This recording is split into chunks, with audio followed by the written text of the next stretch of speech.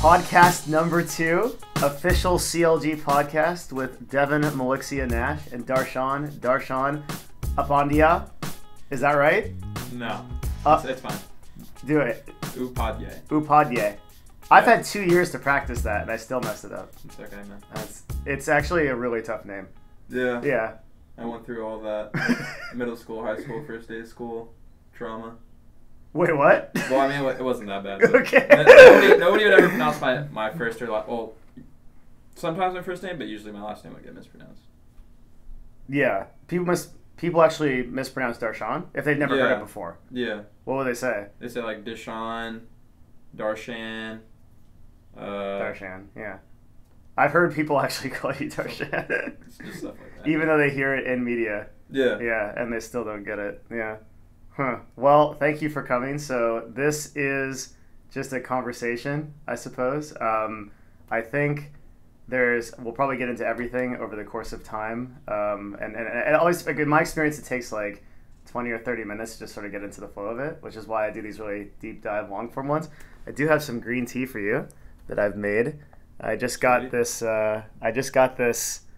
in from China.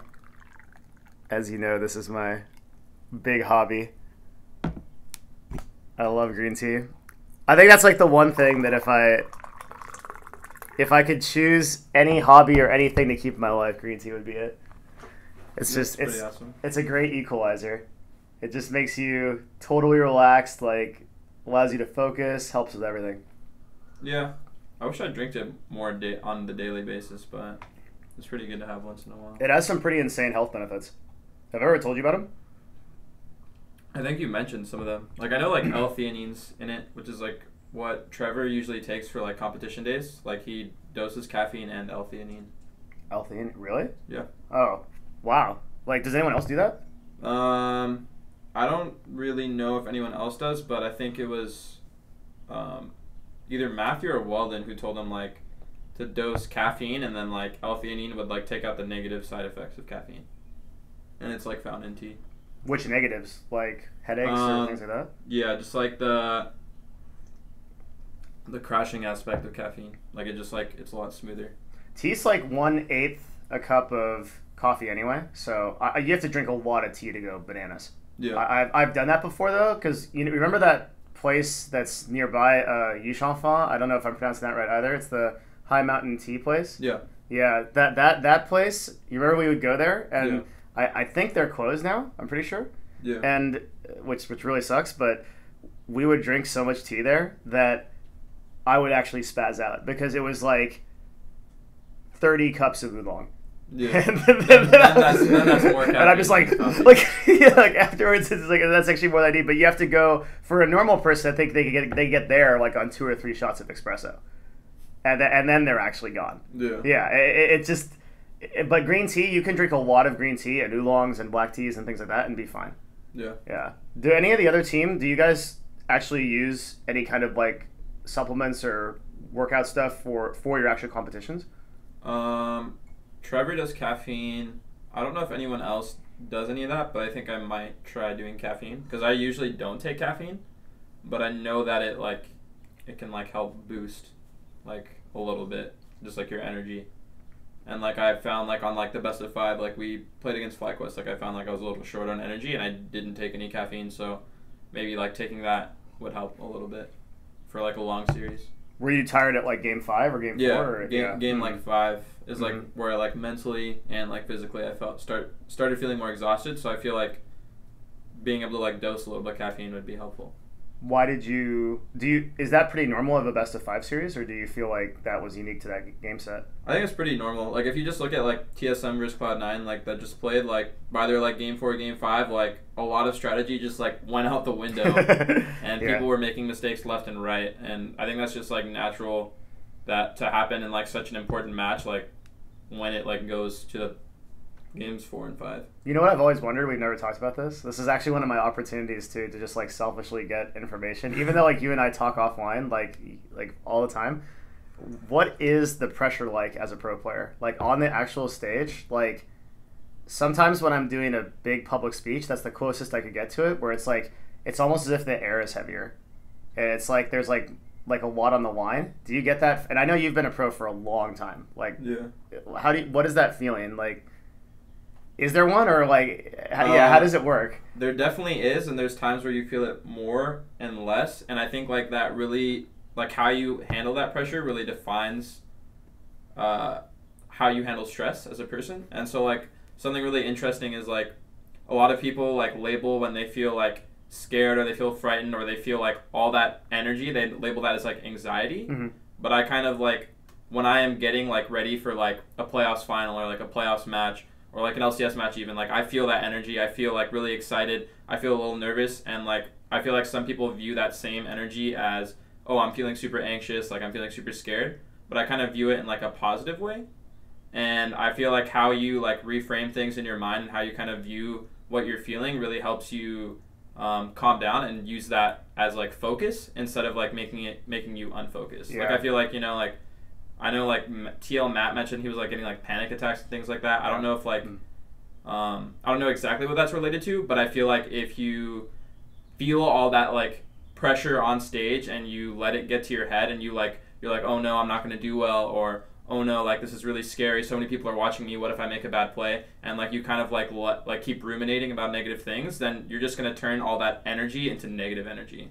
So I feel like it's like when you're getting ready for like a speech in high school, you know, or you like have that huge presentation. Well, that's what I was just saying. There's that when I feel like I'm talking to a lot of people, I get that anxiety. Exactly. But anxiety can be a weapon. You can actually use it to do something with your energy. Like that, I feel like it's a mold. It's like a blob, and you can take it and it can be like this really scary pressuring thing that holds you down, or it can be this thing that uplifts you and makes you like incredible. Yeah, and like actually I'm reading a book on this, like on peak performance right now, where it's like the inverted U for like the y-axis. The y-axis is performance, and the x-axis is like arousal, is what people call anxiety, like a lot of the scientists call like arousal. So like a certain level of arousal, like too much arousal, and your performance goes down because you're like too like excited, too nervous, too like feeling all that energy, and then too little, and you're not aroused enough. And you're not able to perform at your best because you're not aroused enough. How did you find that book, by the way? It's called. I just like did some like research on like books about peak performance, and I found that one. So I'm like reading a couple books on that, and so like this book is like really like puts it out in layman's terms about like exactly like what all these things I've thought about, like all these things that I figured out over like years of like self like reflection on like how do I perform the best, how do I perform the worst. Reading this book is like pretty helpful because it kind of like labels it into terms. So I feel like for me it's like the same thing. If I am like thinking about an LCS match and I'm like, oh, I'm gonna play super well, like I'm gonna do really well, and I take all that positive energy and I like push it too far, then I start playing too loose. I start making mistakes. I start like not playing as consistently as I do, and then if I just am not excited enough or like don't have enough of that energy, which is like never a problem because I'm always feeling that on LCS day. Then I'm just not like focused enough, not sharp enough to like be in the zone. But if like I feel all that energy and then I'm like calm about it, because usually for me personally, everyone has their own like cocktails of like, oh, do I not have enough energy or do I have too much? Like you have to figure that out on your own through trial and error. But for me, it's usually like I have too much arousal and I need to like kind of like bring it down a little bit to like be in that perfect zone of like focus. And I'm the exact same. Yeah, to play my best, and like when I get to that level, I know that I'm going to play really well, and I think that's like important for every single person to find, like their moment of peak performance, like their tells for like when they're like too excited or when they're not excited enough, like when they have too much arousal. Like it's really important if you want to be at your best. Yep, I have the exact same problem. But I would rather have the problem of having too much energy than to actually try to build it up, because I think of some of the people that, with where they're at right now, and they would have to go to becoming public speakers or becoming prominent, energetic, I think you could do it. I think in the same way that we have to constantly be aware of lowering our energy, and that for me is a constant struggle, because the more energy I build up, the faster I talk, to the point where it's like, and it gets to the point where I'm stumbling over my own words, and if I'm not consciously pulling that back every second, I actually don't have pauses, and I just go ham.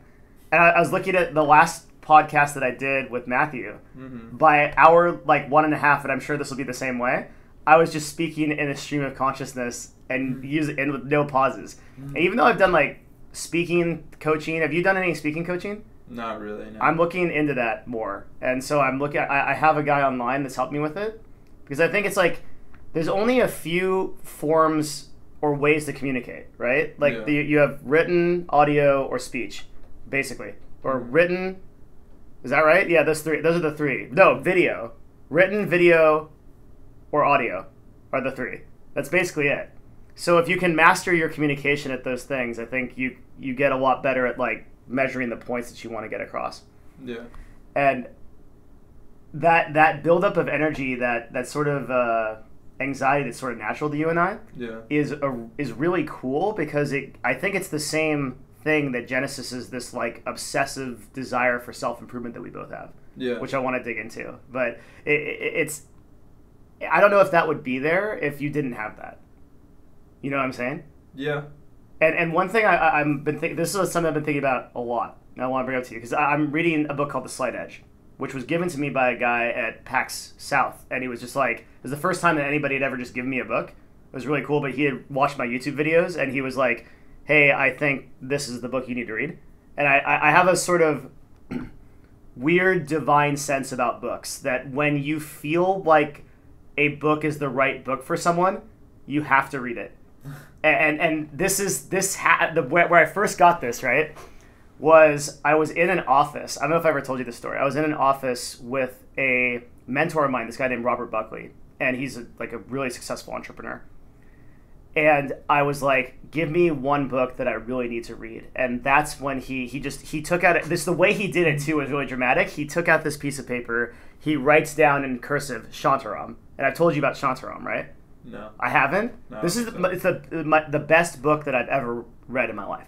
Oh. It's a story of an Australian man who I think commits a murder or an armed robbery, something of that nature. And he goes to a maximum security Australian prison for 40 years.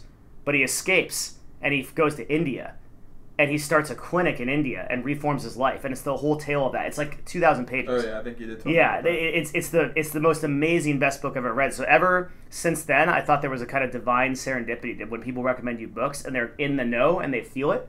And this guy recommended me Slight Edge, I started reading it, and it's exactly this concept that we're talking about, which is like this idea of a sort of obsession with 1% better.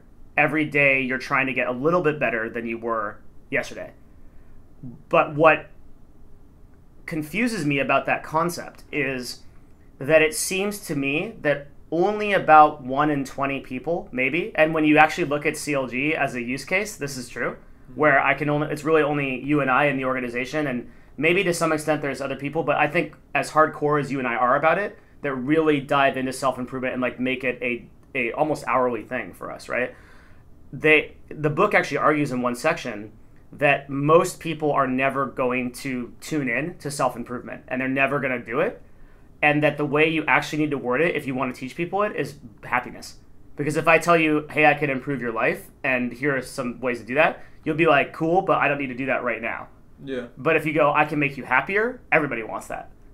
And so one of the things that I really wonder about you is, how do you have this almost obsessive drive to get better? Like, not just in a competitive sense, but just you. Like, why do we have that? And like, why is that there? And we're always thinking about it?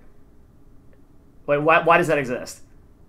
I was thinking about this a little bit yesterday, actually, and like, I think just like with games in general, I always like the concept of like, you can always like improve. Like, the worst thing that happens in a video game, if you die, is like you learn from that death. In real life, if you die, it's over. It's over. But in a video game, if you die, you're like, oh, I died because of this. And like, you can keep learning and keep improving. That's what I really loved about video games. But recently, like, I think one of the coaches was talking to me, and he was like, why, like, I was like sitting here like during the off season, you know, it's like our break right now, and like I was trying to figure out like a schedule for how I can be the most productive during our off season to get in the best like mental and physical shape for the season to start again, and of course like mechanically in the game. And he was like, why do you want to do that so much? And like, I tried to think of like a really strong like emotional reason, or like what really drew me back. And like, something that I did remember in like the last 2 years was losing at Worlds, season 5. I think when we went to like France that time that you were there as well, and I just remember like we were going back on the bus, and I was like really disappointed with how much I could have improved and how much better I could have done, and I wanted to take the time I had off to do everything I could in my power to be the best I could be for the next season, because I really want to achieve that. I really want to achieve that title of like being the best. Like I want to prove to myself that I put every single like minute, every single like second into trying to improve myself so that I could be the best at something. And I feel like that also just like trickles down to everything else in my life, because now I feel like what I get like happiness from, or like what I feel the most satisfied with, is if I feel like I improved like that day. If I feel like I could look back on today and be like and see that I did things that made me a better person today. I did things that made me better in these categories. And like if I look back at my day and I realize that I didn't do that, then I'm disappointed or like dissatisfied, and I want to do better the next day. Oh wow. I need a notepad. That is amazing, because I have a bunch of stuff to talk about from there. Hang on one sec. Let me try to find one. That's actually legit so good. Julia stole my notepad, so. We're going to just super good at this. All right, boom. Okay, I have so many questions from what you just said, because the first thing is you said the best, right? Like, what is that? What does that mean? Like, I want to be the best, but what is the best? Is that as simple as winning worlds for you, or or as a human being, do you have a deeper definition of that? Well, for me, it didn't, like, right now it's the game, but it doesn't only mean the game. Like, right now I understand that I can't actually be the best at everything, so the number one goal is, like, to be the best League of Legends player. But beyond that, it's like I want to try and put all of, like, my attention, all my effort, all my focus that I can at that moment on whatever I'm doing, and try and improve on that. And with that, like, I want to be the best that I can be every day, and, like, try and get a little bit better at everything I'm putting focus on.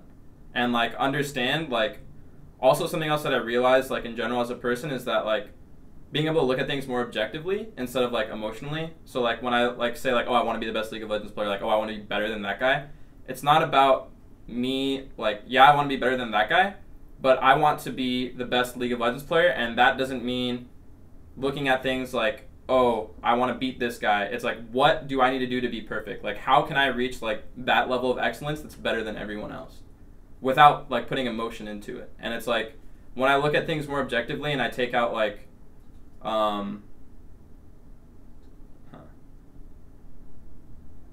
what I'm saying is, as a competitor, is that, because we were talking about self-improvement and why you focus so much more on it than other people do. Oh yeah. And so from that, what I kind of heard from you was, but I don't think this is true, right? That it's your desire to be a better competitor in esports that's driving you to be that person.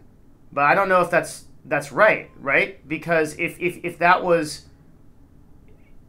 how I feel like if you stopped playing, you would be the same guy. You'd still be going to yoga. You'd still be doing all this stuff, right? Like, yeah. I mean, I guess it was like a strong, like, emotional pull, but I wouldn't say it's the sole reason. Like, when I think back to, like, something that really motivated me, that was, like, a moment that made me realize, like, I don't really enjoy playing other video games anymore, because I feel like I've experienced, like, a lot of what there is to experience playing video games. So, like, I'll still play a little bit, I'll still enjoy it, but I can't do it for a long period of time because I know I'm not actually getting that much better at something. Did you play a lot of video games before? Yeah, like, I used to play, like, a lot of, like, Halo, Call of Duty. Really? I played World of Warcraft. I didn't even know that. Yeah, like, I used to have, like, I used to have so much fun doing that, and, like, I also enjoy getting the competition from that. But, like, now that I get the competition from League of Legends, and that's, like, my main focus, like, I don't really enjoy playing other games as much. I'd rather, like, go try to do other things. Yeah, I'm the same way. It's, like, desire to play video games, and a lot. That's one of the, that's like the number one question that people ask me on interviews and podcasts and stuff. Is they go like, "What games do you play?" For some reason, and I'm like, Clash Royale is pretty much the only game I play, which is like my little mobile game. Yeah. Because it's like when I have 5 minutes and I'm waiting for something that I actually can do it, but I don't really play a lot of games anymore. And I feel like it's because, well, I can take that hour or two and I can read, or I can go do yoga, or if I actually have any free time. It's the same as you, because your competition schedule on like an actual competition is nuts. Yeah. It's you're pretty much on from 10 in the morning, because your scrims start at 11, right? 12. They start at 12? Yeah, I usually get up at like 8:30 to 9 every day. Well, let's go to that. Well, like what's like a day for you in a competitive schedule? Because I think a lot of people don't understand that. Yeah, so usually during the season it's like wake up around like 8:30 a.m. to 9, depending on like when I'm going to the gym, or like what work I'm doing at the gym, and then eat breakfast, go to the gym, come back, usually like start watching VODs of other top laners, start watching like other like VODs of like other teams that play. You'll get into it like right away? Yeah, if I have time, I'll do that. And then usually we have our team meeting around 11 to 11:30. And what's the team meeting? Like, the team meeting is like, oh, what's our objectives for today? What do we need to work on? If we have like a match coming up, it's like scouting about that, talking about our opponents, things like that. We just kind of like getting in the mindset of like what we need to focus on today. And then usually like especially what I started doing in the last couple of weeks is like every single time, like 10 minutes before scrim starts, I always go out and meditate. And I feel like that's like the best time for me to meditate, because it's like right before I'm supposed to get in the zone, right before I'm supposed to practice, and like it kind of takes me out of whatever is happening in that environment. Mm-hmm. Like I come out of that and I'm completely focused on what do we need to accomplish as a team, what do I need to improve on, what do we need to improve on, and it really, I could definitely like feel the difference in how I carried myself and how much I was able to improve when I did that. Have you been meditating every day besides outside of like now that you're off season?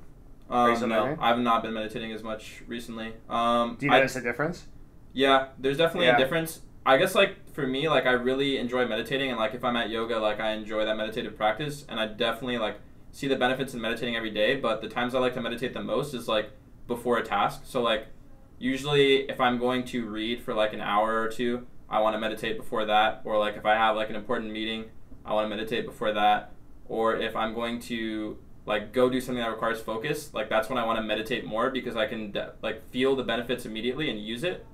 But I also see the benefits to meditating like at the same time every day as well. So like usually I use it more as like to help myself focus for a specific task, but I definitely like want to be more consistent with that during the off season as well. It's probably so I did a 30-day meditation challenge in April, and it's probably the single most effective thing I've done for personal development in a long time. I'll also say that there was a little bit of, for the first time really in like, well, in a long time in the self-improvement journey, there was a little bit of like apprehension and fear around this. Like when I started meditating a lot, like this month I've been meditating a lot. Like there's yoga, right? Because for everybody that's listening, we do hot yoga. Both of us do hot yoga pretty regularly. And in hot yoga, there's a period of time at the end and kind of at the beginning too, where you have a period called shavasana, where you can just sit and basically meditate and focus on your breath. So I was doing that, which was probably 10 or 15 minutes per session almost every day, on top of a 25, 30-minute meditation in the mornings. And I started to get disassociated. Like I'm starting to, I guess it's like in real time happening, where it's almost like I'm watching myself live my life. Mm-hmm. Does that make sense? Yeah, I understand that feeling. Like I feel like if you get like a really good meditation in, or like you start, like you do it for like 20 minutes or like plus on like a daily basis, like you start feeling that more. But I've definitely felt that after like a particularly good meditation, that like I just feel more, like a lot more detached. Yeah, and it got to the point where it was a little bit scary. Like, or it is a little bit, not scary is a strong word for this, but uncomfortable. It's something that I'm just not sure that I can deal with. It's definitely helping in terms of my emotional states, where like I can see anger, and it's on the outside, right? I can see thinking, I can see confusion, or I want to have like a playful attitude, but right now I should be working it, and I can differentiate those things better. But at the same time, it's like I'm not congruent with my own timeline. Like there's like my mind living what this is every day, and then there's someone else watching it. It's really weird. So like it almost like splitting into two, because you're not. You can like see your thoughts a lot more clearly, and like you can and your states of emotion. Yeah, you can like disidentify yourself from like your states of emotion. Right. So it's not like I'm angry anymore. It's I'm watching the anger response in my body and what happens to that, and I'm like, it's anger, okay, and then it goes away. Yeah. If I wanted to. Definitely. Yeah, and there's benefits to that, obviously, but there's also a cost, I think, which is like this sort of disassociation with the direct experience of those feelings. That's probably the way I describe it. Yeah. That's a good one. Yeah, like the direct experience of those feelings, where you see like a child and they're like, I don't want it, and they like throw something, they're in it. Like they are it, right? Yeah. But if you're watching it, you lose a certain part of the experience. And I think that happens with love and with all these other emotions too. When you start to disassociate, you get away from all that stuff, and maybe that's why like Buddhist monks are like just like they're just they're totally beyond it. Definitely. I mean, I feel like that's how I've like grown emotionally as a person too, from like all the meditating I've done over like the last few years. Is like I am like way less fazed by things, and I'm also way better control of like my emotions and reacting to things in general. So it's like a lot harder for me to like feel super negative emotions or like let super negative emotions like eat at me, and so like I'm just able to deal with that a lot better too, which is like the benefits. But at the same time, like you said, like you don't experience it as much because you're much more aware of it. Do you still feel like you're an emotional player though? Yeah. Like I definitely feel like I'm still an emotional player in person. It's just like I'm in much better control. Okay. And like also what you said earlier about like why am I so interested in self-improvement? I think it's like you said, like people want happiness. So if you say like doing this will make you happier, then they'll be like, oh, I'm interested in doing it. But for me, it's like the thing that makes me happier is improving, like is getting better. Like that's I think where I get most of my happiness from, is like I felt like I got better today. I felt like I improved at this today. I felt like I learned this today. I felt like I made a difference here today, and like that really makes me feel like satisfied or accomplished for that day. But that feeling doesn't last for too long because I'm always looking to get better. Do you also have anger when you don't do that? It depends. Like sometimes it's anger, sometimes it's disappointment, sometimes frustration, it's like, regret. It depends on like what. But a negative response. Yeah, definitely. Yeah, so do I. So that's something that I think I have a very strong negative response. If I just like eat cookies and play Overwatch all day, I'm like, man. Yeah. Like I can't do that anymore. Yeah, exactly. Like that was something I used to do all the time when I was like in like 7th grade, 8th grade, 9th grade, even like 10th grade. Like I would just play games all the time, and I loved it. I was completely fine with it, you know. And now like I'm kind of like grown out of that and like kind of seen that I want to improve. Well, your success had to become congruent with your actions. I think that what I mean by that is that one of the big problems that happens a lot with there's a lot of people that want to become pros, or they want to become personalities in gaming, right? But that the actions that they're doing are not congruent with the actual success that's required. Like we're going through your day and we got halfway and I want to go the rest of it, but the bottom line is you work a lot. you work all the time. So the person that was eating cookies and playing Overwatch all day can't do what you do, right? The problem is that there's a lot of people that are still doing that, but they're saying they want to be Darshan. And that's actually the number one thing that I think is, like we always talk and we say like what are you thinking about, or like what are the latest things, and this is one of the big things on my list is this idea. I was on a podcast last night actually and was talking about this with a guy named Jack LaFear, and we were talking about how there's a lot of streamers who want to have these audiences and they want to make money and they want to bring in like have all the things that streamers have, right? But they really just want to sit and play video games for 8 hours and turn on OBS. But if you want to, and then they're blaming Twitch. They're like, okay, well, Twitch isn't bringing me viewers. Well, Twitch doesn't need to bring you viewers, right? Twitch is a platform. Yeah. They're not responsible for your discoverability. They just do that because they're cool, right? Like so I feel like what's happening in our culture right now is like this enormous divide between people saying that they want to do something and they want to be something and they want to be at a certain level of success, but their actions and their expectation of themselves does not match, and then they complain about it. Yeah. They're like, well, now I'm pissed because I'm not at this level of success. Well, the amount of work that you're putting in doesn't predicate it. Yeah. So what do you want, right? And to be the top 0.00001% of League of Legends, like which you are, right, requires such an insane focus. Yeah. To the extent that, like, a lot of times you've told me, like, I can't do anything else. Like, you want to do stuff in self-improvement, like, become a better singer and grow these things. And there's times where you just have to completely focus on the game, right? Like, there's nothing else you can do. Definitely, like, not much time for other things. And I think, like, you know, I've seen comments where people are like, oh, like, you know, you should just, like, go do your singing career instead of playing. But what people don't understand is, like, I sacrifice everything, and I will sacrifice anything to become the best. And singing is something I do when it helps me, like, refocus on playing better and get back in the mindset of I want to improve, I want to have, like, productive practice. I don't really do, doing these other things helps, but it kind of, like, takes me away from focusing on League so much that I kind of get more perspective and kind of refresh myself, and I'm able to get back in, like, the right mindset to have the best possible practice. And then also something that, you know, I went and spoke at a couple colleges. I remember. That was super cool. Yeah, a couple months ago. You're going to go speak at a couple more also. Yeah, hopefully. And what I started one of the speeches with was everyone knows that Faker is the greatest League of Legends player of all time, and he still is. And, you know, if I was, like, right here, Faker is probably, like, all the way up there. And, like, if I wanted to, like, breach that gap and, like, be as good as he is, then I have to not only train harder than him, but I have to train smarter and faster than he does. Like, I basically have to, like, work harder and smarter than Faker does to be able to, like, close that gap. Because, you know, he's in Korea, he's playing 16 hours a day, he has this amazing coaching staff, you know, and he's getting better. It's not like Faker's, like, here and then he's just, like, staying here. You know, he's getting better and better. He's not, like, plateaued. I have to improve faster than he improves to be able to get better than him, essentially is what I'm saying.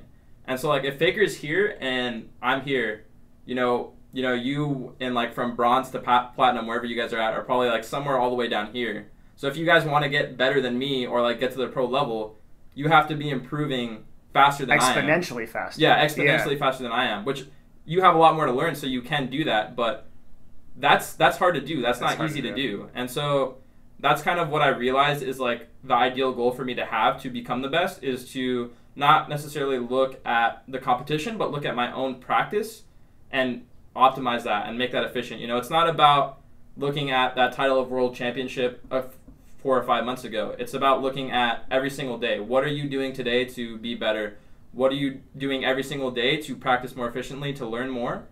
And if you do that, that's when you'll really see the results. It's in the journey. It's not in the destination. But people want the destination. Exactly. Yeah. So, like, everyone wants to look at, oh, you know, I just want that. But what about those steps it takes to get there? And if more people looked at the steps that it took to get there and, like, the hard work they have to put in every single day, and they kind of looked at their schedule and kind of set that up more efficiently, they would get so many more results instead of trying to look at just the goal.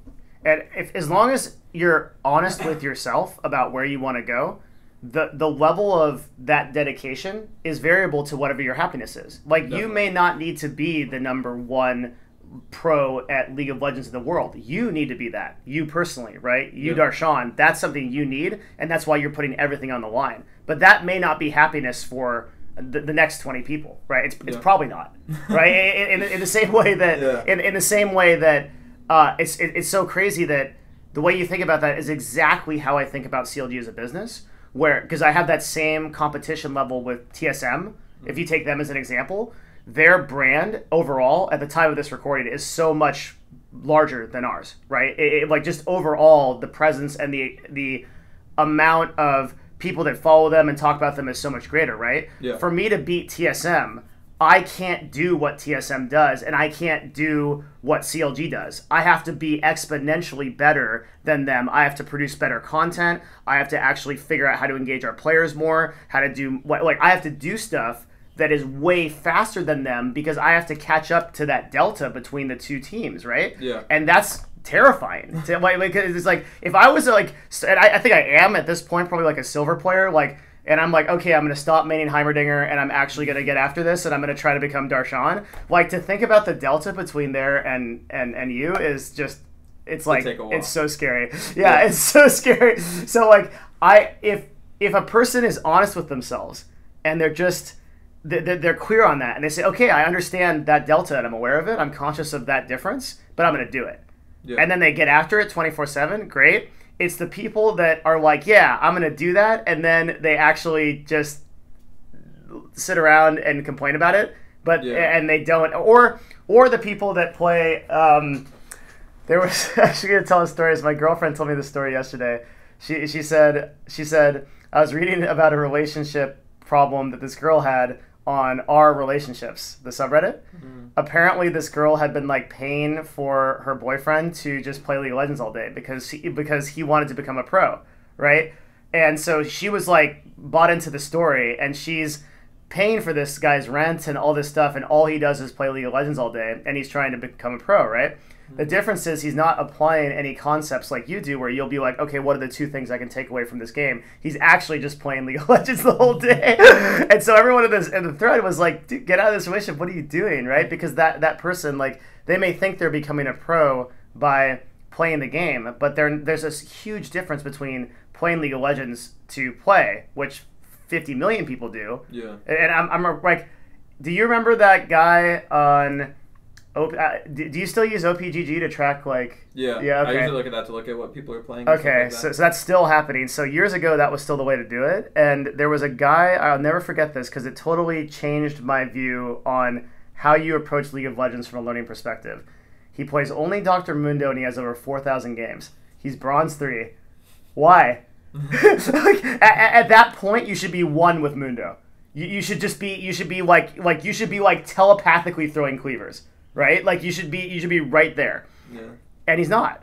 Like, 4,000 games, and he's not, right? And that's the only difference there is the application of learning. Yeah. It's that he's not trying to pick up anything from the games.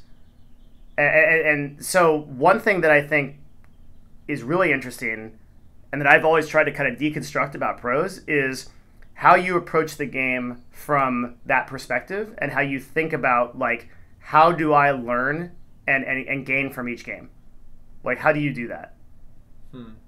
So I think the most important thing when learning in general is just like mindfulness or like presence. Like you're aware that your goal is to learn, and like I think so for example, for me personally, when you're at the highest level, it's like you've already built all these like pathways in your brain about like, this is how I'm going to react to this situation. This is like how I'm going to, like, I already know how I'm going to, like, there's a certain way I'm going to dodge skill shots. There's a certain way I'm going to play normally because I've done it hundreds of thousands of times. Mm-hmm. And so for me to get that extra 1% and to really like improve like the way I play a certain champion or the way I think about the game, it has to be very, very like present minded. It's like, oh, this is what I want to change this game.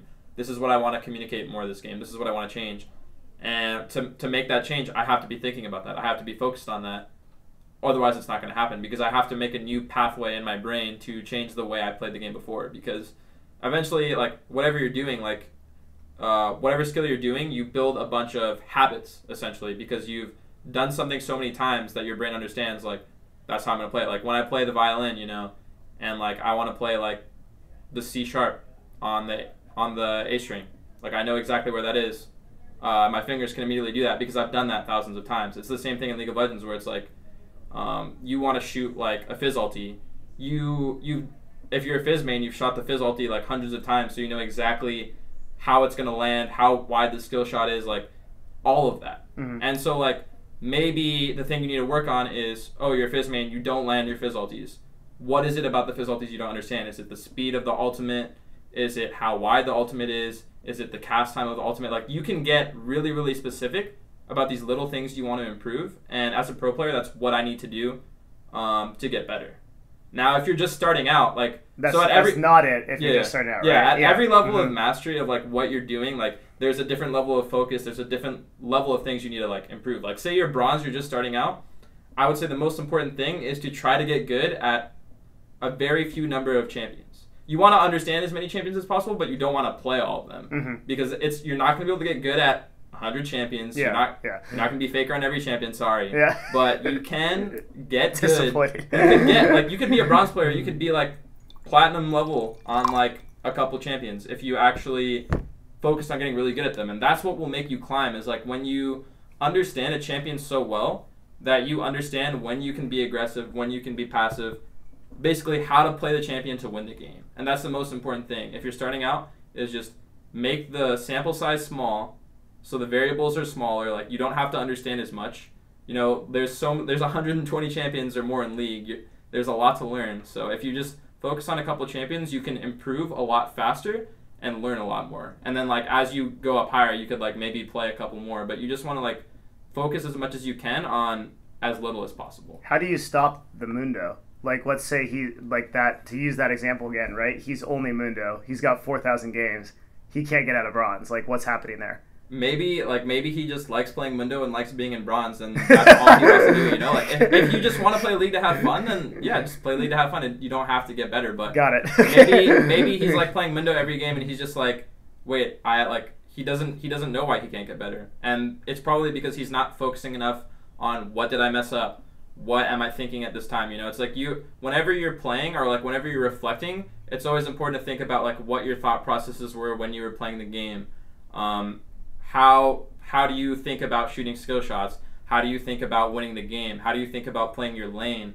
How do you think about winning the game on your champion? Like there's so many different mindsets you can have, and it's kind of like I can watch a pro match and I can watch a player and I could probably tell you what they're thinking about, like how they're thinking about how they're thinking about playing their lane, like if they're like more aggressive or passive. Like there's times where I play in LCS and I'm laning in someone, I'm like, this guy's just terrified of me.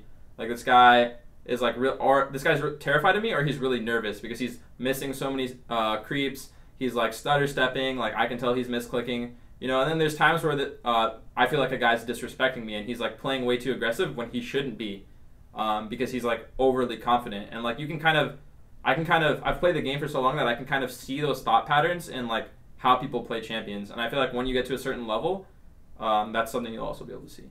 Is that just time in? I think it's just time in and just like a lot of reflection and thought, and just like a lot of like observation in the game that I like kind of, not all the time, but a lot of times I can understand like what that person's thinking or like how they're like, what emotion they're feeling when they're playing a specific champion. That's crazy. Yeah. That is actually really cool. I didn't even know that. Like, well, it's not like if I go into a random solo queue game, I won't always be able to tell. But like if I've played against the player a lot, like I can tell a lot easier. You can tell. And can you ever do like? You read the? I know you listened to the Tim Ferriss podcast with Arnold Schwarzenegger, right? Yeah. Yeah. Do you remember when he was like psyching people out by telling them, telling other? So he's a professional bodybuilder at the time. He's telling the professional bodybuilders like, yeah, you're looking a little bit fat on. Oh yeah, they'd always be looking in the mirror. Yeah, and then he'd see them looking in the mirror. Like, do you wonder if you can use that to actually psych people out? Like, do you ever use that to play against people? And because you know that they're like terrified of you, so you just make yourself even more scary. Not really. I mean, in games, sometimes people will do that thing. Like, people will do things like that where like they'll laugh at you after they kill you, like to try and like tilt you, or like they'll. I mean, like, in solo queue, people can be toxic and that's like, something that to you, but Shifter said.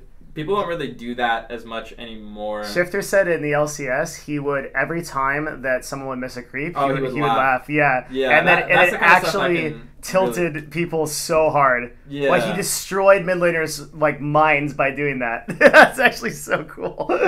Yeah, that's definitely something, like, I feel like that's depending on like who you're playing against or like what their mental strength is at the time, or like how they're feeling, like that could really get in somebody's head. And those are like the kind of like little subtle tactics I don't really think people put much time or thought into. Like even myself, I don't really like, how can I tilt my opponent? But it's definitely something that has happened and like will probably continue to happen, where like you laugh at someone when they die or like miss a CS or something like that. And like I know Jensen, like in our LCS, like I see him in a lot of LCS matches. I think he did in the TSM set, like he just stands still or he like danced after like he dodged a skill shot by like Hanser or something, and like that's the kind of thing that could like get in his head a little bit. I think it would, because the pressure is so much greater too, that like when another pro is disrespecting you like that, you're like, I can't believe it. Like that's the kind of thing that will like elicit emotional response, and like you just have to be like focused enough and present enough to be like, oh, like maybe I'm angry that he danced, but it's not going to change the way I play. Yeah. So like I feel like that's something that's happened to me before, and like happens to players all the time, where it's like you really want to kill some guy because Jensen danced after I dodged a skill shot, like I want to hit him now. Yeah. And like maybe like the things you tell yourself like that will like distract you from actually winning the game. Mm-hmm. So it's really important to like be aware of things like that. Yeah. I'm kind of curious as like the scene evolves and we get sports psychologists and more people into it, how that kind of play evolves and like how people mind game each other. Yeah, I think that's definitely like very, very unexplored, and like it is. Not that's like the new so. Frontier, man. Yeah, interesting. Yeah, mental warfare. I think so. That's like the only player that I actually saw apply it in the LCS was Shifter on our Dignitas days. He was the one that really did that. He said it was like if you talk to him about it, he said it was really effective. He said that people would actually really tilt like out of their minds, and that he could destroy most mid laners that way. And I really remember him like going into practice, he would always be the person that people would try out against, particularly because we were like always looking for, or the time we were looking for mid laners, and he would just produce some scare. Shifter could destroy other pros like I've never seen anything happen before. Like there's so many people that ran out of there just traumatized because of how he would do. He was amazing. Like he still is. Like he still streams really regularly, but that goes back to actually legacy and something that I guess is like a good transition is like your history on teams. I'm not really sure that like a lot of people know about it. Yeah. And you've been through some real stuff. Yeah, I don't think people really realize how long I've been playing, or like even though like I do have like a decently sized fan base, I don't think like a lot of like people realize that like, you know, like I've been playing like almost as long as like Dyrus, who like retired. And, is it 5-6 years? I've been playing since like beginning of season 2, like oh my god, competitively. How like before that? How long is that? So it's like 6 years, 5 years, 5.5 years. And your first team was it Coast? I was like on amateur teams before that. Okay, but like yeah, it was like Good Game University / Coast. Good Game University was like the team that became Coast that like went to the first finals of LCS, and we lost 2-3 to TSM. Really? Yeah, I'll never forget that moment because it was like the whole like setup. It was like a small studio, and like the only thing separating the teams was like the 2 dividers. So like when TSM won, it was like the confetti came down, but like there's also just like the defeat confetti just like falling on me. That's terrible. Like, I'm sorry. I never even do this. It was I just like I'll never forget that feeling because I was like, you know, we didn't really expect anything because I was like only 17 at the time. You know, I just started playing competitively, and like we made it to the finals, and like, you know, we're all ecstatic, so excited, and then we were up probably like I think like 2-1, and we're like, oh, we're gonna win this whole thing, and then, you know, we go to game 5, we lose game 5, and then you got reversed. Yeah. I don't think we got reversed, but we just like lost 2 games in a row.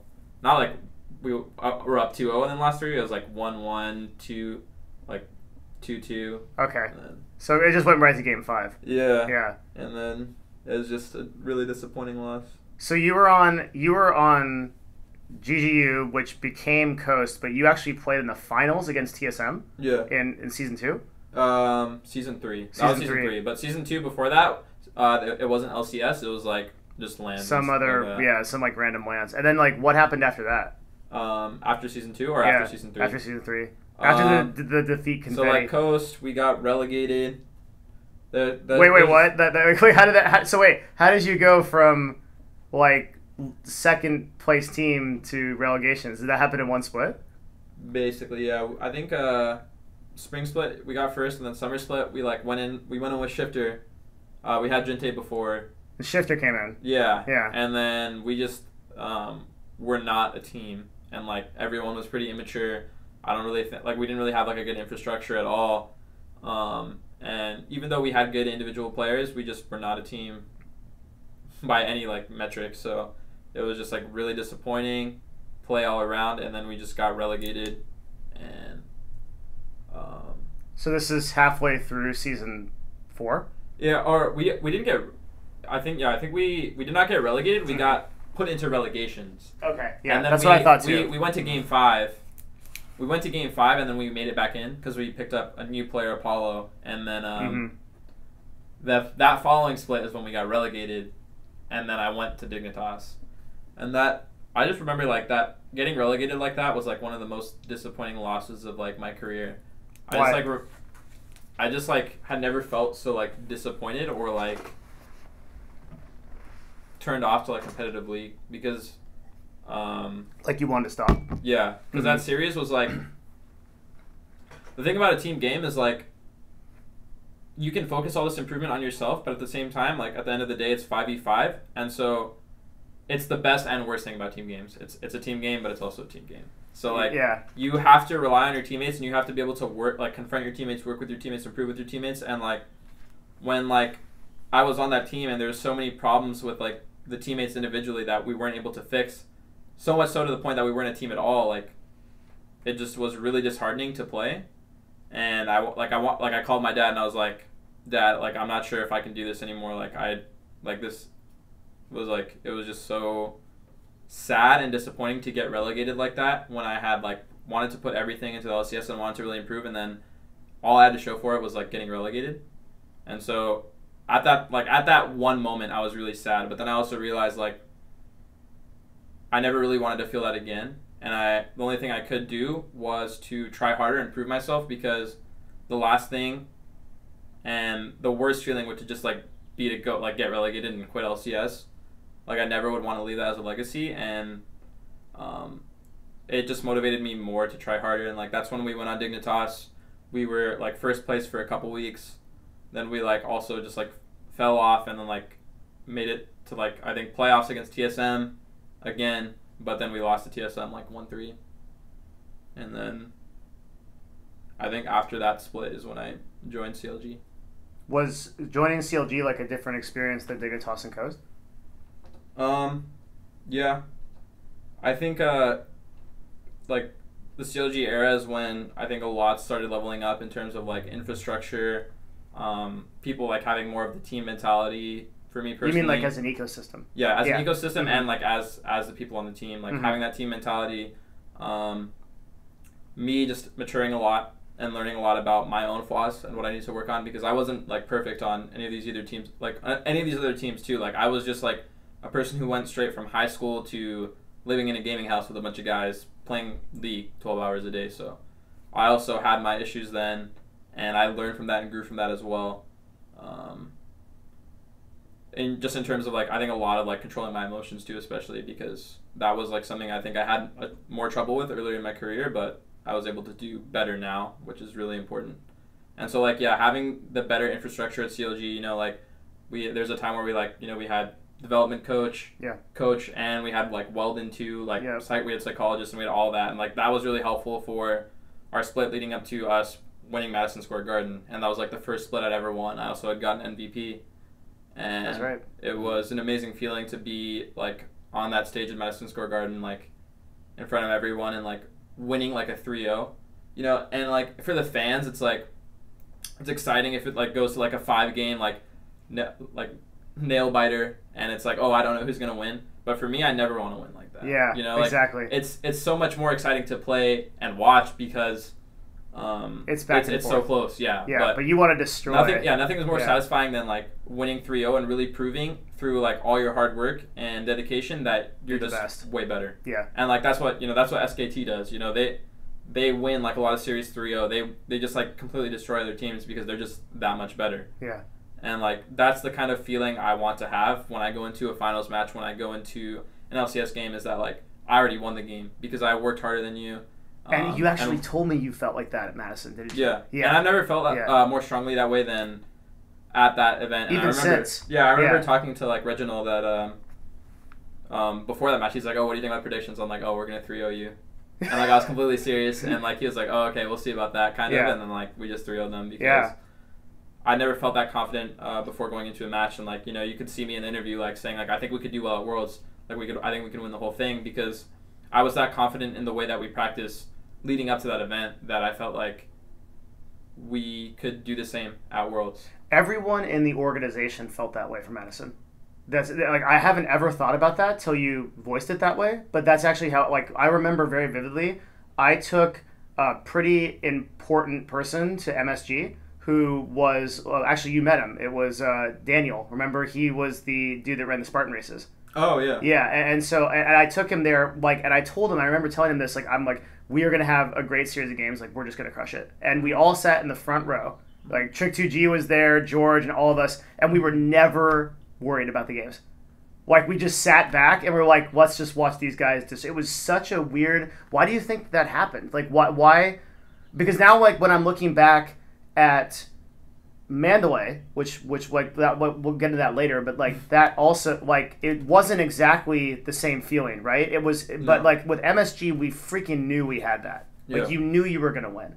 Yeah. Why? Like, what was different about that? So like, I think, and that's like what my goal is for next split, and what I think every like pro should look to have as their goal is, like, it's not about feeling confident on that day that you're gonna win. It's about the weeks of practice leading up, the months of practice leading up. So you felt that way because of the practice. That's what, exactly. That's where the confidence comes from. Is like the results in the practice, the improvement in the practice, and like that's the only thing I want to care about leading up to this next summer split, is feeling confident in the way we're practicing every single day. Okay. And like it's definitely like gotten better week by week, split by split in terms of like practice, but it just hasn't been like always consistent, which I think is our problem. Like when we were like leading up to Madison Square Garden, we had 3 weeks of like amazingly consistent practice. You know, we had the right infrastructure, we had everything like going great for us. Mm-hmm. And then at this time, or like just like recently, you know, like I definitely think our practice is getting better and better, but it's not always as consistent as it was then. And like there's a lot of reasons for that. Well, if we go to MSG, I think it's like good to create a timeline. So like we go to MSG, and then the next significant event is Mandalay, right? Yeah. Where again you're on the stage against TSM. The games are tougher, or at least it seems that way. Yeah. It also seems like I wonder if you had this feeling, but this was really visceral for me as like the leader of the company, where it felt like we were like the evil guys.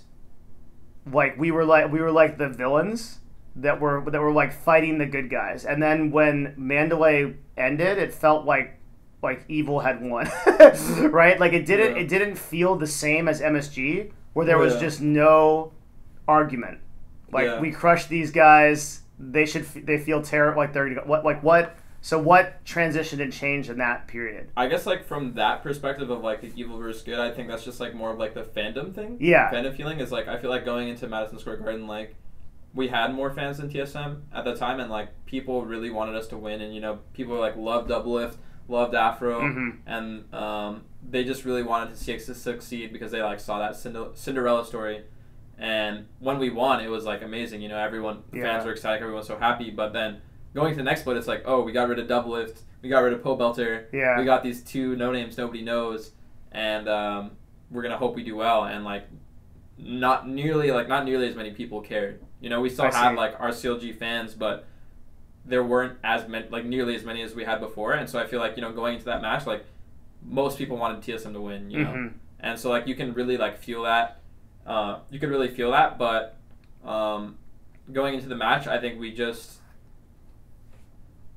I wouldn't want to say like fluke, but I just like that whole like run like through Madison last year in spring when we won and then we got second at MSI. Like I feel like pretty good about it, but I don't feel nearly as good about the Madison Square Garden win because I feel like our practice leading up to not MSI so much, but Mandalay, that like finals and the playoffs like just wasn't as good. Like we just had so many clutch moments, you know, like where like we did the like double TP play, or like Stixay got like a triple kill on Tristana to like win the game 5 against TSM. And like, it was, I'm like glad like we clutched it out, but just like the practice and the process leading up to that event, I just didn't feel as good about. So like even though it's great to win the trophy, like I just think the trophy will come if you already had like the practice to show that. Well, what changed to Mandalay Bay and MSI?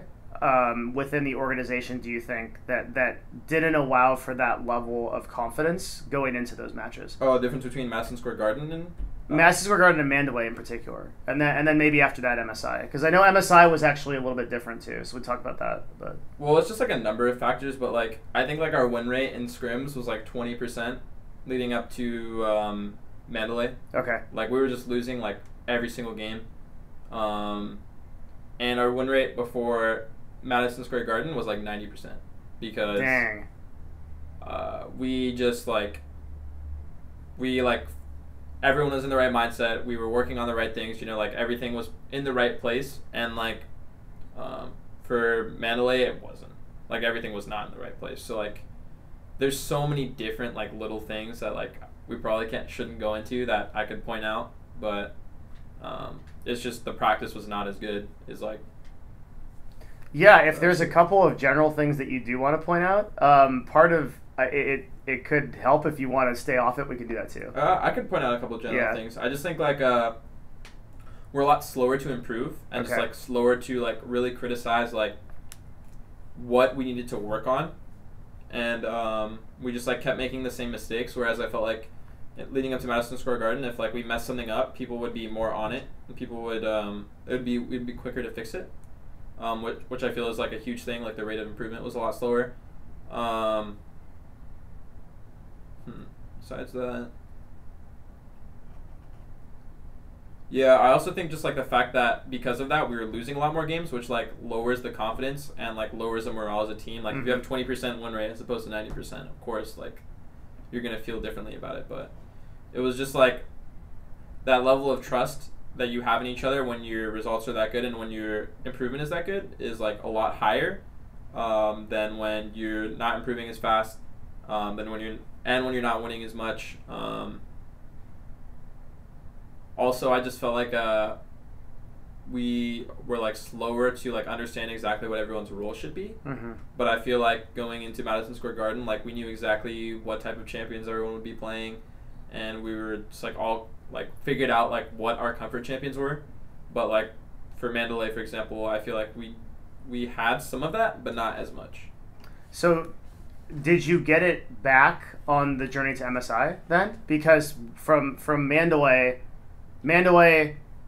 the win happens. Everybody kind of like you said, they kind of feel like they don't feel like TSM should have won. Like they acknowledge the CLG victory as what it should have been. Yeah. But then going to MSI, it felt like people still didn't have a high expectation of CLG, right? And then you over deliver, pretty much. I mean, to you, it's not because you don't accept anything but number one. Yeah. But to the fans, they were like, oh my god, like they made it further than any team has ever done. It was one of the most depressing things when we got second place, and then people were like telling me to be happy because you guys lost to SKT. It wasn't like you're gonna, and like the way people talked to me was like, oh, as if they expected you to. Anyways. Yeah. So like it's just like really annoying because like as a competitive, or like not annoying, but it's like really heartbreaking to hear that, especially after like a loss so devastating. Because I don't care if it's SKT, I don't care like what team it is. Like we got second place, we didn't prove that we were the best, and like that was the most disappointing thing to me. That like of all the mistakes we made in like how we could have won,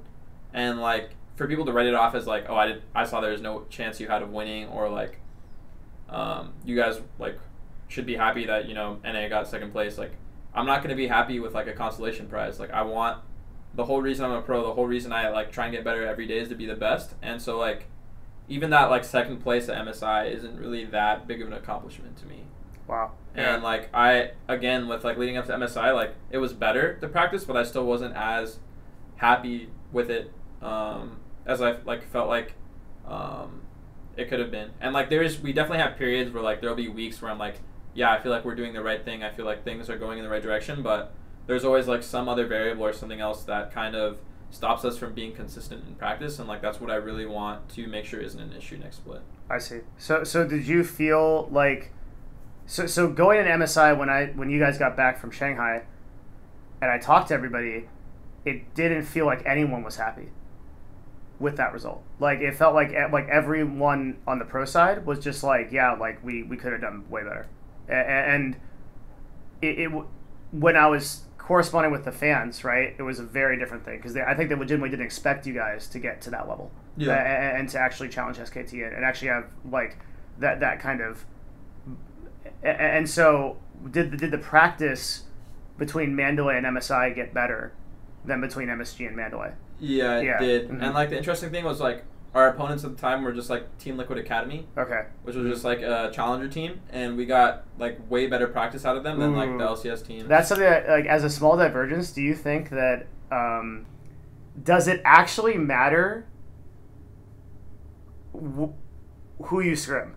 Because this split, and we're jumping ahead in time a little bit, but this split, like, we just scrimmed a lot of CLG Black, especially in blocks that I think Tony said it made up for like 28 blocks or something like that, where we just scrimmed CLG Black, and that was okay. Do you feel like scrimming Academy teams and scrimming LCS teams, like, do you see a world where eventually you'll just be scrimming like a sister team and that'll be fine? Or do you think you always need that input from LCS teams to get better? So I guess like the way I would say it is like if you could take like people's ego out of the equation and people like you could set people's mindset how you wanted, then you could scrim any team. Okay. But that being said, there are a lot of like negatives and benefits and like mindset shifts to like scrimming every team. So like for example, like scrimming our B team, like I could definitely tell like our mindset shifted and like more mistakes happen, and like whether people wouldn't want to admit it or not, like that happened because they're not taking it as seriously as they should be. Well, yeah, sometimes. Yeah. But like nobody would admit to that, right? Nobody would admit to it. Like I feel like it's almost subconscious where it's like we're playing our B team, like more mistakes happen, and I feel like we still respect them. Like we definitely respect them, like, and that is still the case. But I definitely feel like they're not treated like SKT. Like say we're screaming SKT, like it wouldn't be the same. And like that's what I mean by mindset shift. Ego. It's like say we were screaming SKT, like everyone would be way more like, okay, we need to like play less volatile, we need to like play more perfect, like we need to not make any mistakes, that feeling. And like if you can take that mindset no matter what team you're playing against, then it doesn't really matter. But you can still learn things from other teams, like, oh, what style is this team playing? What champions are they playing right now in the meta? So it's like there's definitely like a lot of things to learn from scrimming multiple teams, and like that's why it's still good to scrim as many teams as possible, because you kind of like get exposed to different styles and different ways of playing the game, which is like helpful to like make you realize, oh, can I like do this better, or can we do this better, or are we doing it right? So that's where I think it's like the most helpful thing to scrim other teams. But okay. Yeah. Just like from an improvement standpoint, or like playing your best, like no, it shouldn't matter what team you're playing. So do you still see the future of LCS competition preparation to be centered around scrimming other LCS teams? Is that still going to be the case for the next couple of years? Unless like the B team's talent like improves to like every player like is an LCS level, then yeah. Okay. Unless like the B teams are like literally LCS teams that are B teams, then I don't see that happening. But if that is the case, like eventually it's probably going to happen, but I don't see it happening in like the next year or two. Yeah. So back to history then. So Mandalay happens, the practice gets better, MSI happens. Now you're kind of coming off of that, and then that actually takes us up to this split, doesn't it? We had the summer split. We had the summer split, yeah. Where we go to Worlds. Right. Again. Okay, so let's cover that. Yeah. So yeah, I totally forgot. So this is the second Worlds in America, right? This one's in America. Yeah. And then like we end up going to like through the playoffs. We lose to TSM again, 3-0 this time, because I feel like what happened was like that was like the whole series with like the Aurelion Sol bug, and I feel like going into the set, like we're really confident, and we start off the game really strong, and then Aurelion Sol gets disabled. I now remember why I blacked that out of my mind. Yeah, because our whole champion pool like gets like thrown off for mid lane, and then also just like I feel like people's mindsets like got worse. Yeah. And like we kind of like more mistakes happen. We didn't play as cleanly, and you can just go back and look at the series, and like it's just so many mistakes by us, and it's like really disappointing to watch, honestly. That particular Aurelion Sol, when that got disabled, was for me one of the. I try to stay pretty detached emotionally from competitive results. I got really mad at that whole bug. Yeah. I know you can't. I know, like, you as a pro, and you told me this, right? Like, Yeah. offline. Like, I can't think. Like, or I'm allowed to think like that.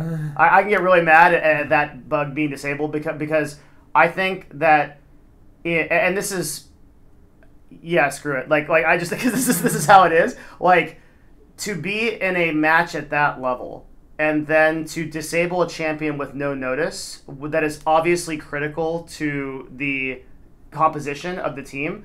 I know you don't think in these, like, in this way, and, like, to some extent you can't, right? Yeah. Where it's like, well, you need to be the best you can be under any circumstances, right? Yeah. But I really think that was pretty messed up that happened. Yeah. And that's just my personal view of the situation. That I think from a that was like one of those days where I wanted to actually go out and tweet, like, what is competitive integrity? Like are we actually seriously, or is this like a day, like we're running like a freaking as Aframu would say, a clown fiesta, right? Like this is not a real thing. It's just like a mockery of a thing. I'd say it's like really frustrating, but yeah, there's literally nothing we could have, or like in that situation, it's like Riot's the one doing the rulings. If they say Aurelion Sol's banned, it's banned, and so. Well, I think that I actually told it was Mike at the time, right? Mm-hmm.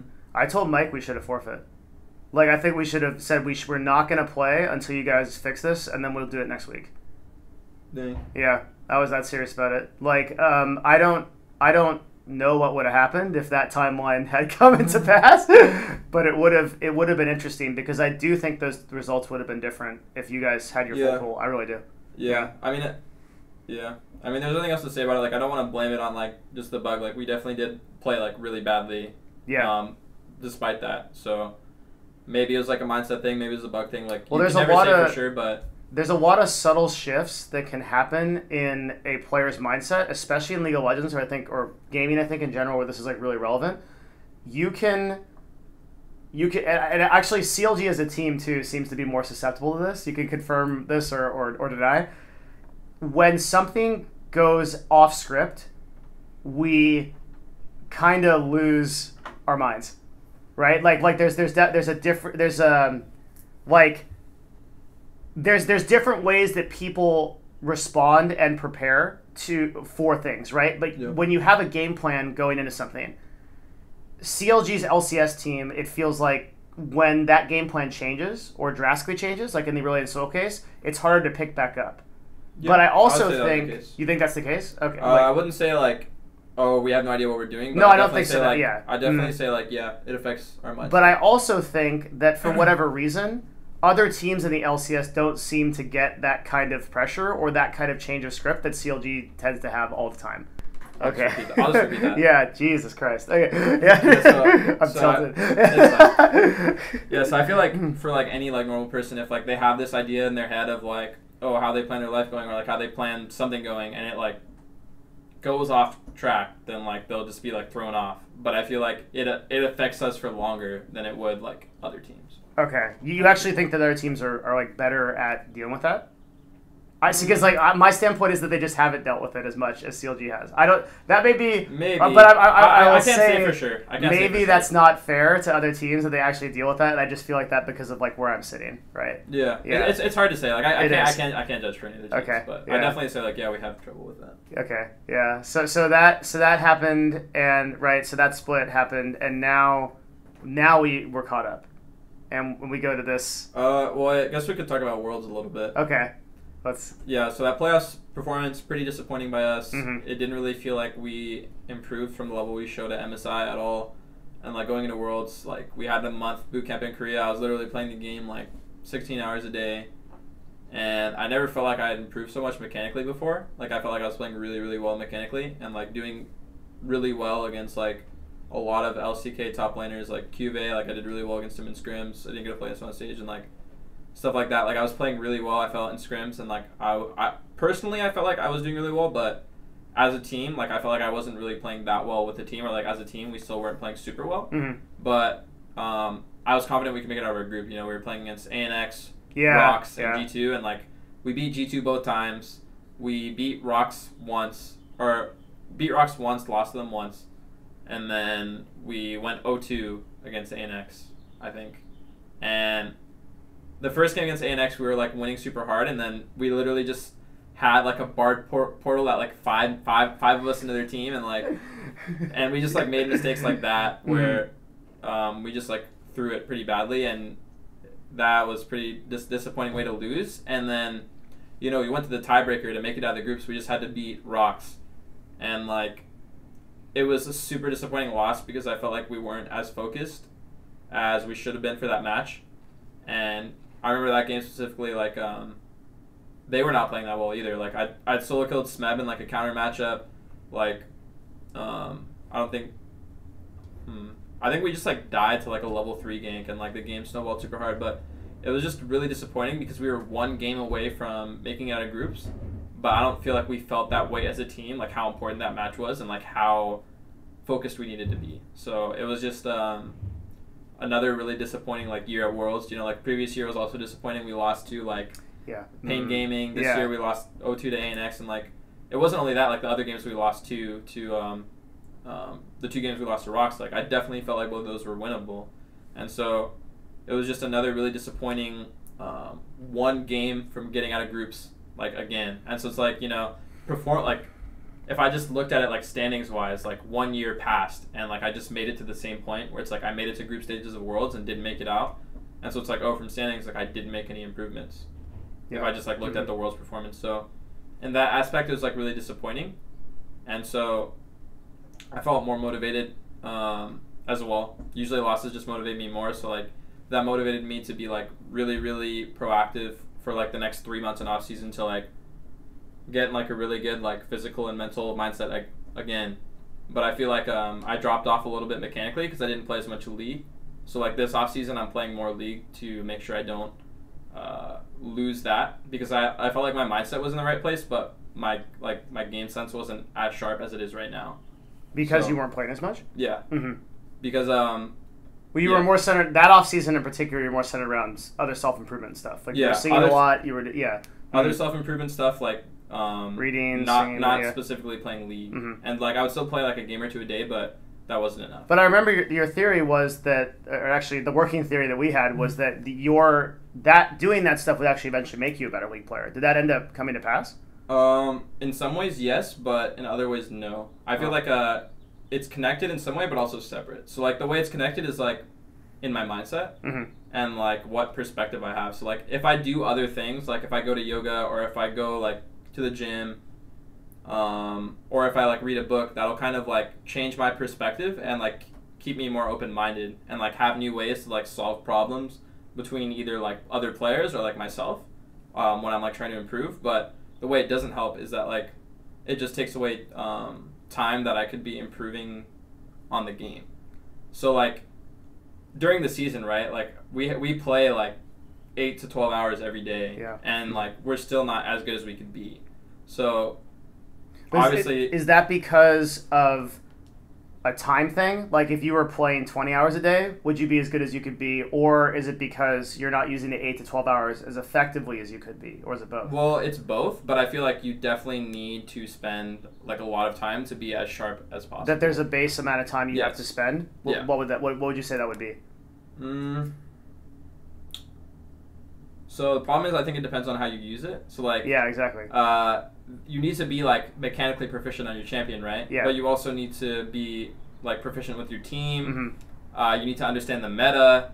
Like you need to understand what champions to get good at in the first place. You need to understand like what other people are playing so you can figure out counters. So like there's a lot of thinking that needs to be done on like, okay, first, what champions am I going to play? Okay, how am I going to play with my team?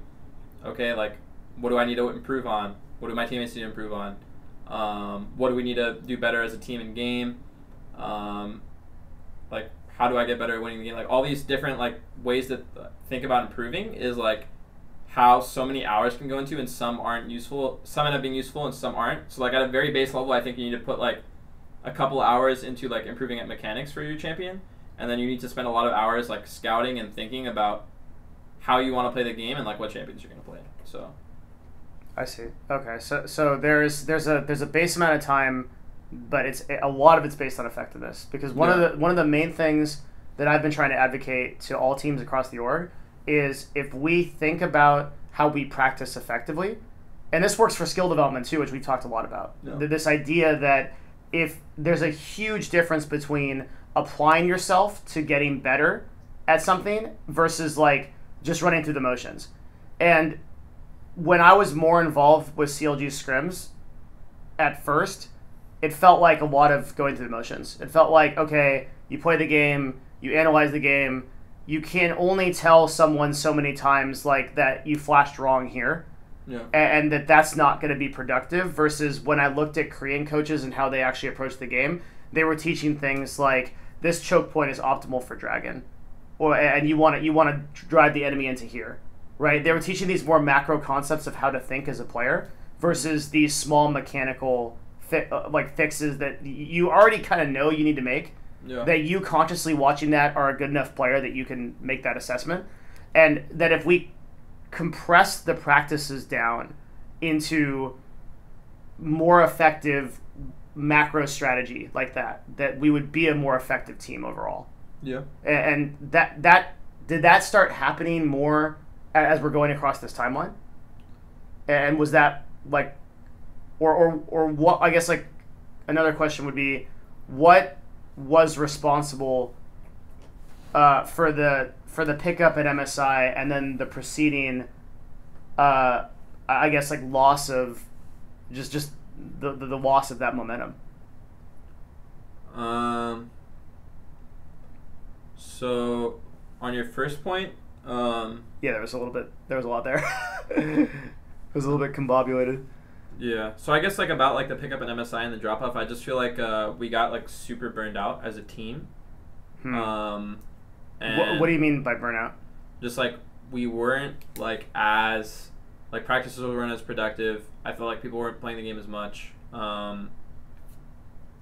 And we were just super behind on the meta on top of that. So it's like we have this like 2-week long tournament. We got like 3-week long playoff, 2-week long tournament at MSI. We have like 3 days, and then we have like a whole nother. We have to start practicing for a whole nother split. And okay, I remember that. So we have like we just like went like 4. You played a like, straight year. Yeah, we played like 4 or 5 months straight. Yeah, and then we had 3 days, and then we were just gonna like start practicing again. And then it's like, oh well, we're on an MSI meta. We need to figure out this whole meta. And then I feel like we were just like playing catch up for like the longest time. Yeah.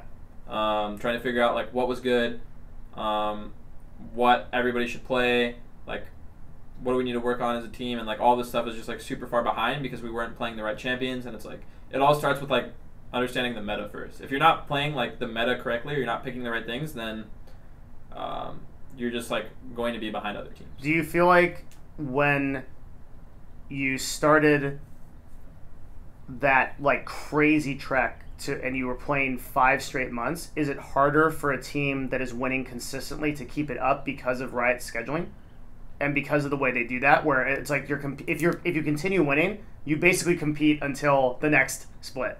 Yeah. And you have barely any time because you need 2 weeks of prep time before the split to start scrimming again. Yeah, that's pretty ridiculous. It was. You had literally no time. Yeah, we literally went for like 10 months straight. Yeah. Just like 10 hours a day. Yeah. And so I think it becomes, and that's another, I guess, the concept in general is that are you, for the ecosystem, and it's kind of one of the first questions we have about like the kind of esports as a whole, are you worried about burnout? Personally, not too much, but... Well, I know you're intrinsically motivated, yeah. But are you worried about it for the scene? Yeah. I'd say yeah. Mm-hmm. I'd say it's really easy to get burnt out, especially if you're not very, very ambitious or like passionate about what your goals are. Like as a pro, like you can easily just get like bored of playing, hate your job, like way too many hours. Like, you know, most people, like, you know, if they hate their job, they have like a 9 to 5. They're like, oh, I can go home. I have the weekend. If you're an LCS pro, you don't have weekends. You aren't doing 9 to 5. It's like your whole day, and then after you get off from work, you're still at work because you're in a gaming house. Yeah. So if you do not, if you're a pro and you do not love your job, you should not be a pro because it's gonna be terrible for you. It's gonna be like hell, basically. Yeah, yeah. I feel like it's the same thing for streamers. Yeah. That happens is that they end up just living and working and existing in their entire universe, especially if they stream one game. Yeah. And then it just becomes this like. It becomes hell, basically. It's just this like compressed hell. Yeah. Every day you're waking up into the same thing. That's that one of my favorite movies, Groundhog Day. Oh, he repeats the same day over and over again. Yeah, that's pretty much like. And the thing is that you don't get weekends. Not only do you not get weekends, you're competing on weekends. Your weekends are actually the most stressful thing out of your entire practice schedule. Definitely. How do you fix that as a scene? Like, how do you fix that as an ecosystem? Well, maybe like just making the season shorter. Yeah. I don't know if like, for example, in like, actually no, in LCK they do play each team twice, but like maybe instead of like 2 best of 3s against every team, it's like 1 best of 3 against every team. The matches feel more important, so the fans are more interested. The seasons are shorter, so it's like each game is like intrinsically like more like impactful. Yeah. So I just feel like that would make the season more exciting. The season like half the size, and then like you could just like save a lot more time for like international competition instead if you wanted that, or like, you know, like a break for the players. That way like pros could do other things more. There's more practice time, stuff like that, more like spread out instead of like long split into international competition, into long split into international competition, into like Christmas break, and then you're back into it again. Yeah. So like And okay, so going back to the last kind of part of this arc, which I know people will want to hear about, so I know we should talk about it. And then I think we transition from there into something that's more like next steps, self-improvement-y. I'm feeling that. But I know we do want to cover this is like what happened this split. And I'll tell you, have you actually heard like on an organizational level like what happened on my level? Because I think that might help kick it off. No, not really. I got a lot of complaints as a lot of people emailed me personally and like associated staff, and also went on Reddit and were like, CLG, the whole reason this podcast kind of started was because CLG was not communicating with fans, like as an organization, because there's things that the supporters of CLG expect from you as a player, right? Which is results. And there's things that they expect from the organization as a whole, which is communication, transparency, making the right moves and making the hard decisions on teams when stuff has to happen. Obviously being able to support the players at a fair level. There's a lot of like things that are expected there, right? And what the loss in playoffs against FlyQuest showed, it also revealed that the organization had a lot of weaknesses too, particularly in communication, and a lot of personal failures from me. I think the biggest regret that I personally have is that I haven't been able to tell your story better yet, right? And by what I mean, like, players, the players on CLG, I personally believe are more interesting and have deeper personalities and deeper character than almost any other team in the league. Maybe any other team in the league. Yeah, any other team in the league, I would say. Like, I just leveled up. I really think we're more interesting people, and I think we do more interesting things. I think like no one has this kind of infrastructure where you have 40 people eating dinner every day, and like we have all the stuff we're doing. And what failed the last 6 months, or even no, it's like a year and a half, right? Almost ever since I came on, though. Ever since I came on. What if we had like a timeline where there was like a section on our website which had said like the journey to MSG, and it like covered all your backstories and had like videos and like and like fans could go back and they could look at that and they could see that legacy. I hate the current state of CLG storytelling, and it's a personal failure on my account, because I've told you this before. I think that everything is eventually the CEO's fault, because shit rolls uphill, right? And so what happens is every problem gets solved at a certain level until it gets to you, and so the hardest problems inevitably end up on my desk because no one else could solve them before. Right? And the hardest problem in this company is storytelling. It's content. It's how do we get people to actually identify with you and then know, like, and trust you, and then be willing to follow you to do things that you want to do, right? And so what we did overall was we overhauled the way that we're communicating with supporters, and we also overhauled the way that we're doing video production, which is why I hired 3 people to do it. And people haven't seen that second result yet, but or the first, I guess, because as of this recording, there isn't a podcast out yet, but by the time this is out, there will be. That's kind of what I think CLG failed at personally, and I also wanted to kind of talk about like what your thoughts were about the LCS team, what happened, and like what you want to also, what you think that the player should take ownership for and what you wish the supporters knew about the situation. Okay. Specifically about the set or just like the whole split? Yeah, wherever you want to go. I mean, so with the split, I just feel like again we had like a slow start, Mhm. and like that's like everybody's fault, from the players to like staff. Like everybody could have done things to be more prepared for that, and I think we're like started off on the right step for next split. So there's not really too much to talk about there. Besides, we could have been more prepared starting off, and I feel like we've been a team for so long that we already understand all the problems and we already understand what we need to work on in a lot of cases. So we should have that edge up, but we don't use that advantage as much as we should. And I feel like that's something we started doing more towards the latter half of the split. So I feel like the first like half of the split, practice was more inconsistent, but like a couple weeks in, it started getting more consistent until I feel like the last 2 weeks we had like solid quality practice throughout. Yeah. And there wasn't like much that. I remember Matthew said like the last week of practice was amazing. Yeah, it was definitely the best week of practice we had the whole split. So I was pretty happy with that. And personally, I feel like for my own personal skill, I feel like I started off pretty slow as well. Like I wasn't. I think like the first week of the first split, I had the wrong mindset, and that's something that's very rarely had happened for me, where I go into a game and I have the wrong mindset. What does that mean though? Like, what does having the wrong mindset mean? I think I was like frustrated about something. I forgot exactly what it was, but I remember like apologizing to the team, saying it would never happen again, and it never did, because almost never, like, I pay very close attention to my mindset and like what I'm thinking about going to the game. So like every single match I'm like ready to, like, in the zone, like focus, ready to win. But I think the first week against Team Liquid I wasn't.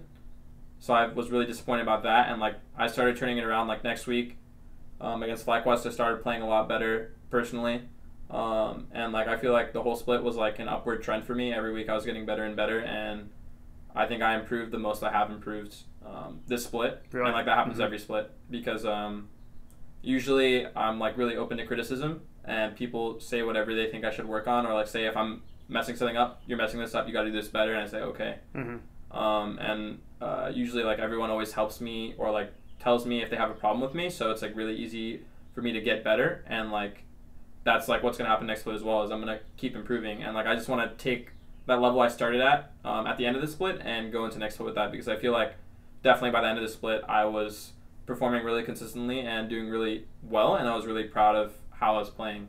And so also going into playoffs as a team, I felt like we were starting to figure things out. We were becoming more consistent, and I definitely felt really confident that we'd win our series against FlyQuest. Yeah. And if you look at our first two games, that was kind of more indicative of how we played during practice. Yeah. Like we like snowballed the game really well. We understood what we needed to do. We didn't take any unnecessary risks, and we just closed it out pretty cleanly. And so we did that pretty well the first game. It started getting a little sloppier the second game, and then games 3, game 4, and game 5. The biggest problem I personally had with it was just like mindset. I feel like we weren't in the right mindset to win the series, and I don't really want to go too into detail about that, but it's just like really disappointing way to lose, because I never felt like we had lost like that, because I feel like individually and as a team we're better, but we stopped showing that the last 3 games, and we didn't play as a team, and I'd say it was largely due to just like mindset issues as a team, and that's definitely something that's going to be fixed for next split. And then for me, how so? Okay, yeah, keep going, because I do want to talk about like how improvement's going to happen. Yeah. So for you, what though? Yeah. So for me personally, I felt like for my mindset, I felt like it was fine until game 5, where I felt like I was so mentally fatigued and exhausted that I wasn't able to focus properly. Yeah. And like that's why I'm gonna try like dosing on caffeine. Yeah, we talked about supplements. Yeah, see how that works. I have some stuff for you. Because like the first 4 games, I felt like I was like in the perfect mindset. I was like focusing on the right things, and for the beginning half of the series, I felt like as a team we're doing that too.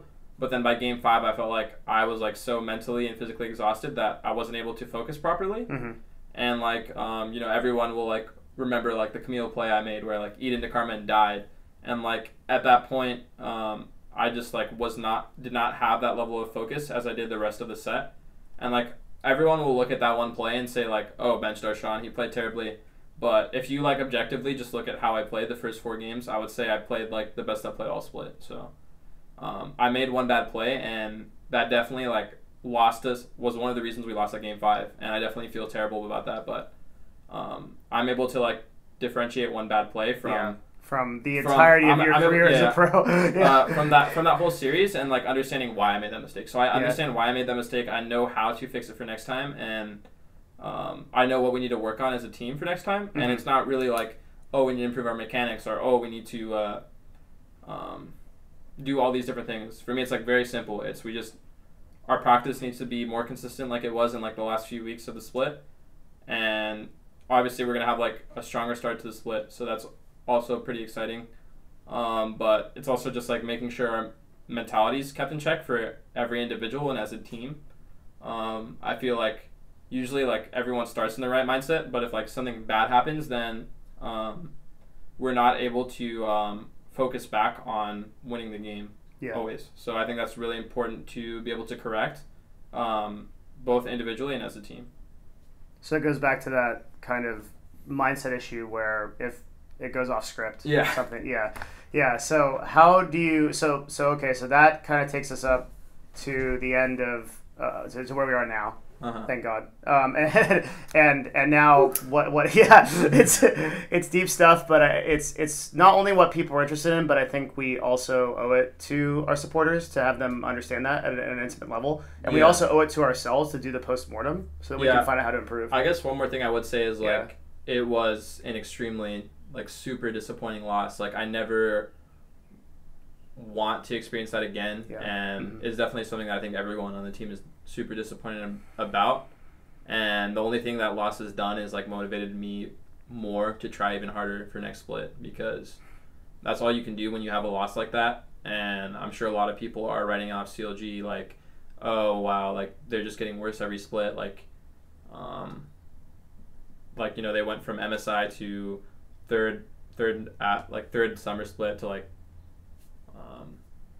fifth, sixth, like this split, like they're just getting worse. And I want to say to all the CLG fans that like that's not the case. I definitely think that we're going to start this next split strong, which is something we haven't done any other split, and we're definitely going to do our best to not let you guys down.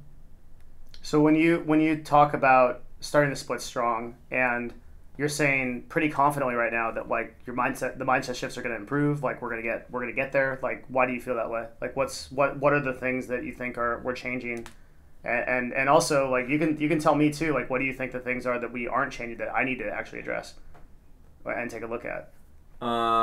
Wait, is that something I can talk about? Because like I feel like there's organizational changes being made, but I don't know if I can talk about those because they're not made public yet. Right, but okay, let's get back into it. Like we've kind of covered the LCS. We're both sort of we're both sort of there on that subject, and had a little bit of like a talk offline.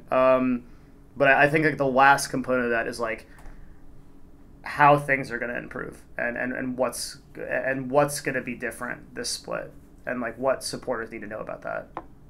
Yeah, so the name of the game is like always consistency, I feel, and like everyone obviously like can tell like how we've been inconsistent from like going to MSI all the way to like 5th, 6th match this last split. Yeah. And I think that shows in our practices as well. And I think that's been getting more consistent, and I think that's going to be like a really important highlight by not only like the players but the coaching staff, who I think is going to hold everyone more accountable for it next split. And then also I feel like usually most splits we don't have that like strong of a start going into the split, but this split I think we're like we're doing like a whole boot camp. Like we're starting practice like a month before LCS starts. You know, we're really like getting ready for the start of LCS this time, and we're going to be prepared for it instead of like, oh, LCS starts and so does our practice. It's like, no, LCS started and we're already like ready, like we've already trained. And so I feel like that's kind of how like the shift is going to go more to like that more heavy emphasis on practice, the more heavy emphasis on preparation, and like being held accountable for that consistency across the board. players and coaching staff, and I'm just really excited for the next split to like make that happen. So do you feel like that's what you mean by a strong start? Is like you're actually starting really early, Starting earlier, putting more effort in. Yeah, Mm-hmm. like everyone's like understand. Like I think everyone really feels the weight of that FlyQuest loss. Yeah. And like understands like how disappointing it was, not only for us but for all the fans. And like we definitely never want to repeat anything like that. Like because of that performance, like we have to either get first next split or we have to go to the gauntlet to make it through Worlds. Yeah. And so, you know, last year we were lucky that even though we weren't performing as well summer split, we got the second seed. But this year we aren't that lucky. Mm-hmm. You know, we have to really prove that we deserve to go to Worlds this time. Mm-hmm. And that makes me think of like for your personal career as a professional player, like has it kind of feels like to me that the FlyQuest loss maybe reinvigorated you a bit, like, and you're just like, I want to get after it. Like, where are you at with that? Yeah, I would say it motivated me even more than I was before. But the crazy thing is like I'm already like super motivated, and I think like anybody on the team would tell you that like I'm probably the most motivated person on the team. You're like I'm always there's no question. I'm always like watching VODs. I'm always trying to help other people on the team. I'm always thinking about what I can do better. I'm always thinking about what the team can do better, and nothing stops me from like trying to like improve at that like every second of like every day during the season. So I'm just looking to like push even more. Like I'm like use even more like all the energy I have to like until I'm completely wiped from next season, and like that's all I can do, you know? Like every single season I try harder and I get better, and I find where I can push harder and where I can't push as hard.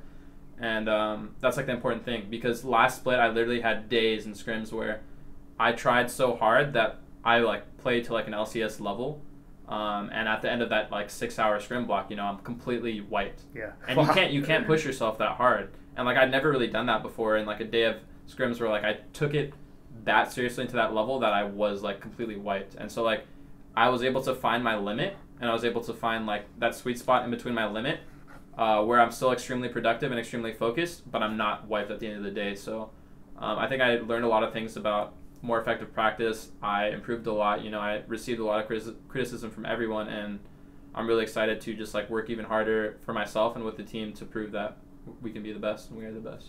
And what do you think for your like long term? Do you still want to play for years to come? Do you want to play till you win Worlds? Like where are you at with that? Yeah, I think what I really want to do is I want to play until I win Worlds, but I don't know how long that could be, and I really don't want to leave disappointed. And like, of course, I want it to be this year. Of course, I want to prove that all these like, you know, the past 6 years I've been a pro, that it's been worth it to myself. And so, if I do win, will I retire? I have no idea, because I also know like when I feel like you're that motivated of a person and passionate of a person, I genuinely feel like no matter what I do, I'll be successful. And so like, you know, I feel like I could, you know, start doing more things with singing.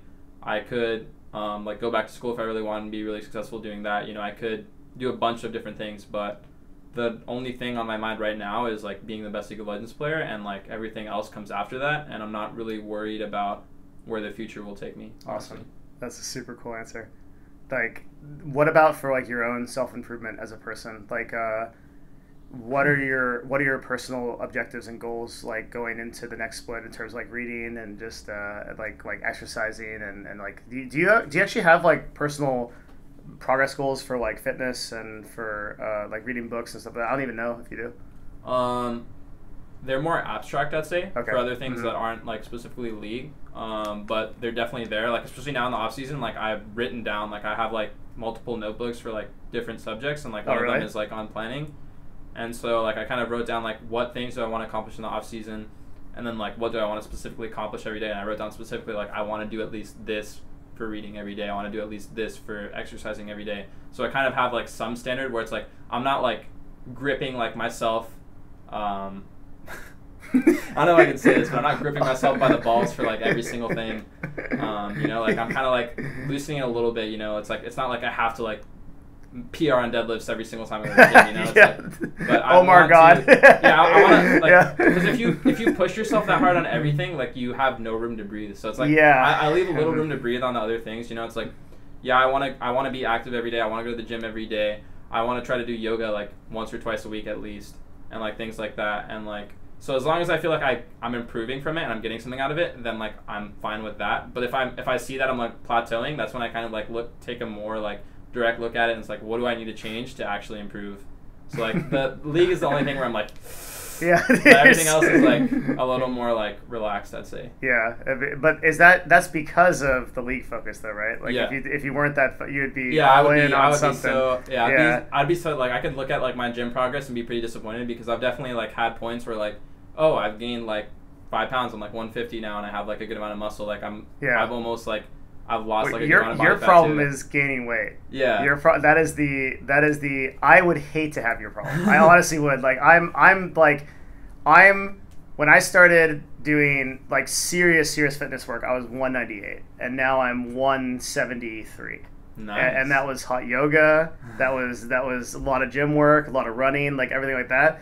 But that is so much easier than like what you have to do, which is basically like you have to stuff your face with noodles. Yeah. Pretty much like 5,000 calories. That much, you know, because like I like bloat a lot, and then I'm like, wait, am I actually getting fat? Sucks. And then like the next day I'm just like, oh, I'm not getting fat. Yeah. But it sucks. Yeah, you have to do it every day. Yeah. Yeah. And like I can literally eat anything, because my metabolism is so fast. I could like literally like, you know, I could eat whatever the cooks make, and then I could also just like eat another meal, like go get like fast food. In-N-Out burger every day, and you're not even gonna get there. Yeah. Yeah. Because like if you exercise, I feel like, especially for me, like how fast my metabolism is, like I just like need to eat more. Yeah. And so like I'm not really sure what I want to do with that yet. Like I might like, I think during the next season I might go for like a more healthier meal and diet. And we were just talking about this. Yeah. I think you should. Because like right now you're like a bear, like getting ready for hibernation, like every day, and you're just like 3,000 calories every day. But like, not just 3,000 calories. It's like 3,000 calories of noodles and like not all noodles. Like I eat some healthy stuff too. You know, like I do like the Greek yogurt. I do like peanut butter toast, which isn't too bad. Like I'm eating like whole grain pastas. It's not terrible. It's just like I'll have add a fast food meal in there like at the end of the day. Yeah, but you got to do salads, man.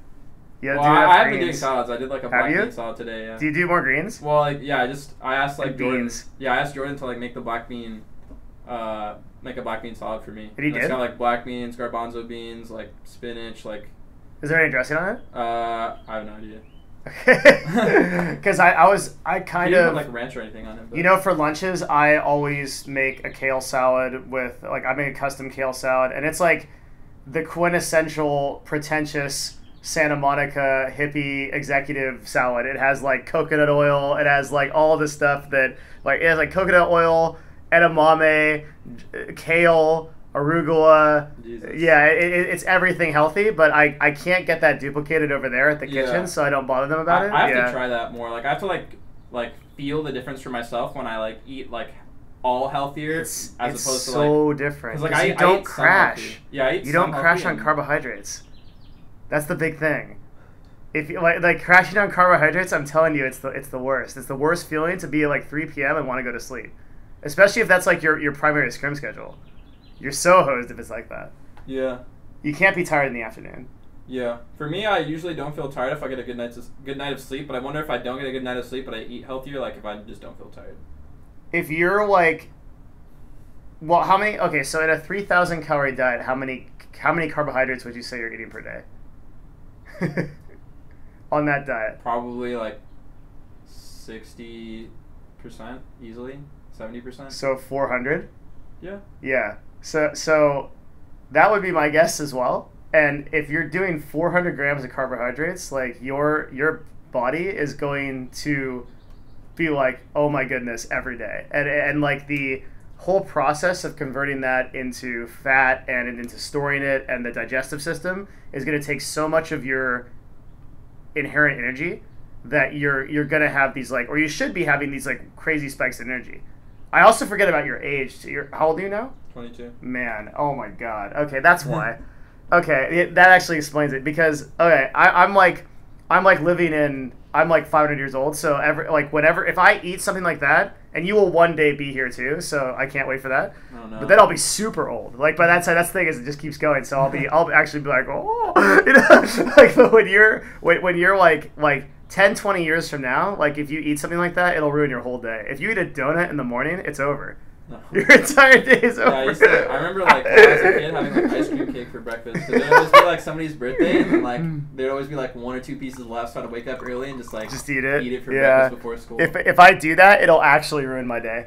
It'll actually destroy my entire day. Like all my productivity, I can have 1 piece of cake in the morning, and it's just over. I don't really do that anymore. Like I saw like 2 cinnamon rolls were left when I woke up this morning, and I was like, I should not do that. The feeling of... Well, I was just going to the dentist's office too, so I'm like, dentists probably hate me if I just ate like... Well, also at CLG, there's like this... the main counter where the lunches are served, or everything is served. There's like this persistent food. Yeah. That's like goldfish. Chocolate chips, goldfish, wheat thins. Like it varies depending on our kind of like health cycle. Yeah. Like sometimes George will come in and he'll be like, the food's not healthy enough, and then that'll all be replaced for like cucumbers and carrots and things like that for a couple of weeks, and then the scones will start sneaking in again. Yeah. like the scones and like the muffins and everything will start sneaking in again.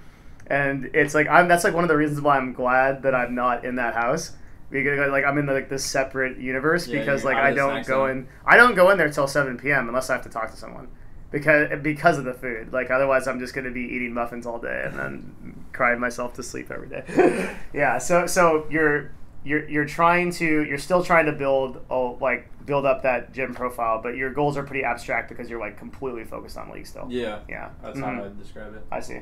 Okay. I think that's good. Is there anything in particular like you want to improve about yourself in this next split that you think is like worth talking about? Like I mean, I know you're doing your gym stuff. I talked about it a little bit in terms of mindset, but just like looking at things more objectively. So like something I realized was just like in general. Yeah. Yeah. So like when you like look at for a league perspective really quick, when I look at other players, right, it's always like that mindset of like I want to be better than that person. But something I like thought about and really realized is like instead of looking at like that, I should be like, oh, if this person's worse than me, instead look at it, what does this person not do as well as me? And then like what strengths do they have? And then like look at that for every single player in the league, and then also look at that for myself. Instead of looking at it like I'm better than this person, I'm worse than the person, it's like what makes this player good? What makes this player strong? And so like when I take that objective to like more things in my life, it's a lot easier to like look at objectively and see what I need to improve on instead of taking things with that emotional perspective that kind of fogs things up. That's also modeling that we talked about a little bit, right? Whereas like you see a person being successful and you look at the things that they're actually doing that make them successful, and then you not necessarily imitate, but you build the structure of your life around those things so that you can emulate that success, right? Well, yeah, but I plan on taking that from every person, like even players that I would like say that are like worse than me or better than me. But they have certain qualities that exactly. are... So they're just like looking at things objectively, and then also just like a more inward focus instead of like an outward focus. So like say like I go into like a scrim day and like I know somebody's in a bad mood already. Like sometimes like of course that's like frustrating, like you're at your work environment, like one of your coworkers isn't having a good day, like that can like eat at you. But instead like if I just like focus more inwardly on what I want to accomplish and like what I'm trying to improve, then it's better than me trying to like help my coworker, especially like if I've tried before where it's like, oh hey, like what's wrong, or like hey man, how's it going, and like I know they're not in a good mood, like I'm not going to fix that, but I can help that by just being like consistent and in a good mood myself. Remember when we talked about like how you personally show up as an advocate for helping other people step up to the best version of themselves? Do you still think that's pertinent? Definitely. I mean, I feel like when people view you, or like when you like hold yourself to that higher standard and you're like, oh, I want to be better, or like, oh, I'm looking to improve, and like they see you like doing things. I feel like everyone in the organization watches everything I do. Like, and not just because I'm CEO. Like, I think everyone in the organization watches everything that everyone does. Well, exactly. If you hold yourself to that standard, then people are like watching for you to mess up. Yeah. Like, oh, when is he going to take a break? Yep. When is he not going to slow down? Yeah. When is he like going to start playing games instead? Like, and like I feel like that's sometimes like the same way people look at me too. They're like, oh, when is Darshan like going to take a break? When is he like he says he wants to try the hardest, but when is he not actually going to do that? And so it's like, I guess I definitely see and feel that pressure more now. And like that only honestly makes me want to try harder, because I want to show to everyone that like you like if you have something as your goal and you like understand and realize what it takes to accomplish it and work towards it every day, that you can do it. And so like when I feel that people are looking at me like that way, it motivates me to want to try harder. do you? I've had this conversation with you before, where like I believe that hard work, when applied to the right attitude, basically trumps everything else. And I think it's like something that a lot of people do is they blame other circumstances for for their results, and one of the things that professionals do, not just professional players, but anyone that could be considered a professional, highly skilled in some craft, whether it be executive work or League of Legends or anything, they take a lot of ownership. And I see it in the subtle way that you command your language. You're always putting it on yourself. Like, this is the work that I could put in. This is the stuff that I could do, right? You're not saying that other people are the cause of your failure. Yeah. And that's a super critical self-improvement concept. That is the concept. Yeah. It's really easy to like look at a loss and like, you know, I could look at the FlyQuest loss, for example, and be like, oh man, this person got caught here, or oh man, this person messed up here, and like I'm really mad about that. Yeah, everybody makes mistakes. I made mistakes like that too. So like the most important thing you can do to be better is work on yourself. Mistakes are inevitable by everyone. So like you can't, like if you actually like are gonna look at that mistake and then think about critically how can I help that person, then that's you being productive. If you're just gonna be upset that somebody messed up or like somebody made a mistake, then you're just being angry about something you can't solve, which is pointless. Yeah, and then it becomes a matter of how you show up after that. Because when you start working on yourself and getting better, you don't need to advocate to other people that you're doing it. They start to see it. Like, if everybody in the organization sees you getting up early and going to yoga and deadlifting and breaking PRs while you're competing, and like you're just doing that much more than everybody else, they will. What I see happen is they inherit a percentage of it. So they start to say it. Like, they won't get to that level probably, but what they will do is they'll follow after it, and they'll start thinking about how it can apply to their own lives.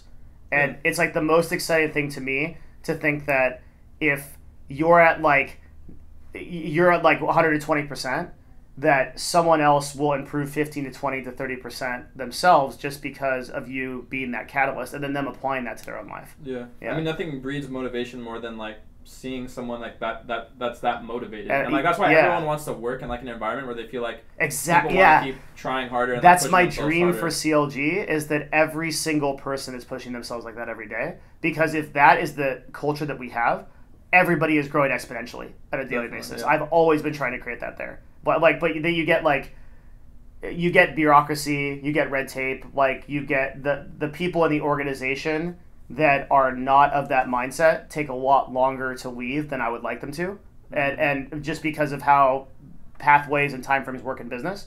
And so I've done a lot of changes to try to get people that are not motivated out, but like we're still in an ecosystem where that exists. And then gaming as a whole has that kind of pressure where people that tend to go into careers that involve a lot of video game playing are not necessarily the most motivated people in the world. Yeah. And I hate that stereotype, because it's a stereotype that I'm trying to break myself when I am applying the concepts of self-improvement, and I'm running my YouTube and I'm talking about these kind of things. Yeah. But I know it exists.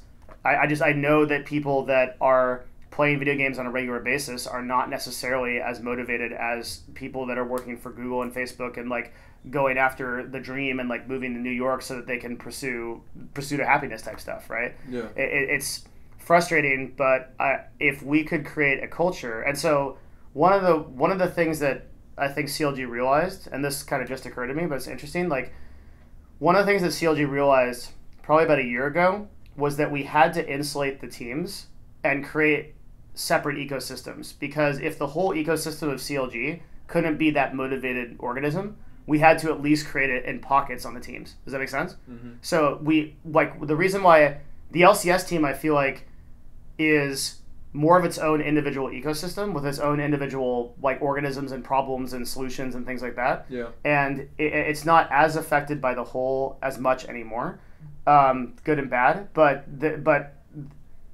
the most important thing then becomes to introduce things into that organism that are most relevant for its like culture. Because like if the LCS team could work in a vacuum and everyone is just super fired up and motivated the whole time, that'll also spread to the entire organization. And then it's easier for us to make those changes on a macro level, right? Yeah. Yeah. That's something I'm thinking a lot about.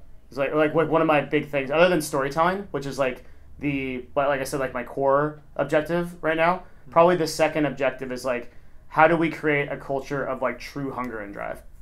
Like, how do we create a culture where everybody is getting after it? And not, that doesn't mean like everyone's getting up at 6 a.m. and they're like, oh, they're deadlifting, and like that's not what I'm asking for. Mm-hmm. But everybody within their own right is trying to become a stronger version of themselves. Yeah. Nobody is passive. Nobody is staying still. Yeah. They're progressing, whatever their definition of that is. Yeah. Yeah. Everyone just like has such different like motivations and like reasons for why they're a gamer, why they do what they do. So I feel like if there was a way to like understand exactly what that reason is, then I feel like it's possible to motivate every single person to like work towards that. Incredible executives can do that. They sit someone down and they listen to a person and they figure out what it is that drives that person, and then they create an environment that person can excel in. But I don't think I'm that level. Yeah. I need to read a lot more books before I get to that point. Maybe. Yeah, I've been reading a lot more books that are like nonfiction about executive work and like being a more effective leader. And those are things that have been helping me a lot. And then mindset books, where right now the one that I'm obsessed with, because I love talking to you about this stuff, is the Slight Edge, right? I was talking about that, which is this idea, and we were talking about it earlier, this like 1% better concept, where real results don't happen. Real results appear to happen if you look at like a Euclidean time frame, where it's like, okay, 1 week, 5 weeks, 10 weeks, it's A to B, right? Mm-hmm. It seems like someone becomes famous like immediately, right? Or someone becomes a pro player, like now Darshan is here, like almost as if you just sort of warp into existence and you're now great at this game. But they don't see the incredible long tail of time that you built up to become that, and that you're still doing every day, because they just see your outward facing kind of persona and the results that you're accomplishing. Yeah. Really. So it works the same in so what everybody knows this, like everyone kind of like intuitively knows that. They know that that's a problem. What they don't know is how that affects them on a day-to-day basis. Because we view success that way, we internalize it that way too. So we look at success as a thing that should just happen, and if it's not happening, we ourselves are like these useless, like sucky people. Yeah. When the reality of it is that the people that are successful and the people that actually achieved at any real level started at zero and then gradually improved themselves over the course of a huge time frame until you now see the result. And that is the case for every successful person, no matter what they do. Definitely. So I'm obsessed with that thought right now. It's always like how you frame it too. Like some people would look at me like getting into the LCS as like the accomplishment of a lifetime, and they'd see that as being successful. But I don't see that as successful. I just see that as like being mediocre now. Mm-hmm. And like that's how I've always viewed it. I've always wanted to be the best. And like if you view like your like small wins every day, like your small improvements that you make every day, the small strides that you make to be better, as a win, then that is the biggest way you can like go to being successful. Yes. It's like, what did I do today to improve? Oh, I did this. I could feel good about myself. I can feel good that I'm reaching that like successful image of myself, or that goal that I want to reach. You know, like I want to be able to run like a mile in 5 minutes. Oh, like I did this to like I like ran 10 miles a day to build my endurance, or like I did this. Like you work towards reaching your goal somehow, and you try a little bit harder every day. And if you keep doing that, you're going to want to keep trying harder and harder and harder, because it's just like a feedback loop. It just keeps feeding off of itself, like that positive energy. Oh, today I did this to push myself harder. The next day you feel good about that. You want to try even harder the next day. Mm-hmm. You want to try a little bit harder the next day. You know, like you don't make those leaps in like a matter of like seconds. You know, I started playing League when I was like bronze 5. I think when I first got into the game. Really? I was like 700 MMR, which was the equivalent of bronze 5. I was terrible at the game when I first started playing. But I just had a love of the game, and I had like a penchant for just like wanting to play more and more and more and just keep improving. And like slowly over the course of like a year, I went from all the way to bronze 5 to like diamond. And it wasn't immediate. It wasn't all of a sudden I'm this amazing player, you know? Like I just slowly got better and better and better, and like my flaws and my strengths were there, but I was able to use my strengths to reach that elo. And it's like the same thing for anything you're trying to do. Like every single day you get a little bit better, but you also realize what your weaknesses were and what your strengths were, and like Yeah. you have to be able to, like, the more you improve, the harder it gets to improve too. That's right. Like when you're starting Yeah. at something, That's right. you can be god awful, but it's so much easier to improve on that every day because you're like, oh, I just need to do this. Like when you start going to the gym, like you can just lift up some weights, like do some bicep curls. You'll get results. Yeah, and you'll get Yeah. results. But eventually, you know, a couple months in, it's like you're doing bicep curls and then your biceps still the same size. You're not getting any stronger. You're not feeling that difference. And so like, And that's when everyone quits. yeah. That's Mhm. like when you stop seeing those results is when you need to push yourself harder. Yes. Or when you need Mhm. to change things. There's so many times in my career where I've stopped improving. I've stopped getting better at League of Legends, and that's not when you stop. That's when you really have to take a look at yourself and be like, what do I need to change about myself? What do I need to change about how I'm practicing that's stopping me from getting better? Yeah. That's so cool. That gives me super pumped. Like another like concept in there that is so important is the way that the slight edge like build it as a curve, right? So your decisions, if you're making the correct decisions, you're going to the gym, you're meditating every day, you're eating healthy, right? It'll like you said, it's a feedback loop. It'll gradually start to increase, and like the decisions you make will add to the exponential of how good you are, and like overall, like just your sort of, we talked about it. I called it a vibration, right? Like you're sort of, if you imagine it in terms of like sound waves, right? Your vibration as a human being goes up with all those good choices, and it also goes down with all the bad ones. So in the same way, you can't not make a decision in life, because any decision is a decision. No decision is also a decision. Yeah. No decision is actually a really important decision. So you're not able as a human being to not make a decision. So you can either make a decision to sleep in for an extra hour, or you can make a decision to get up an hour early.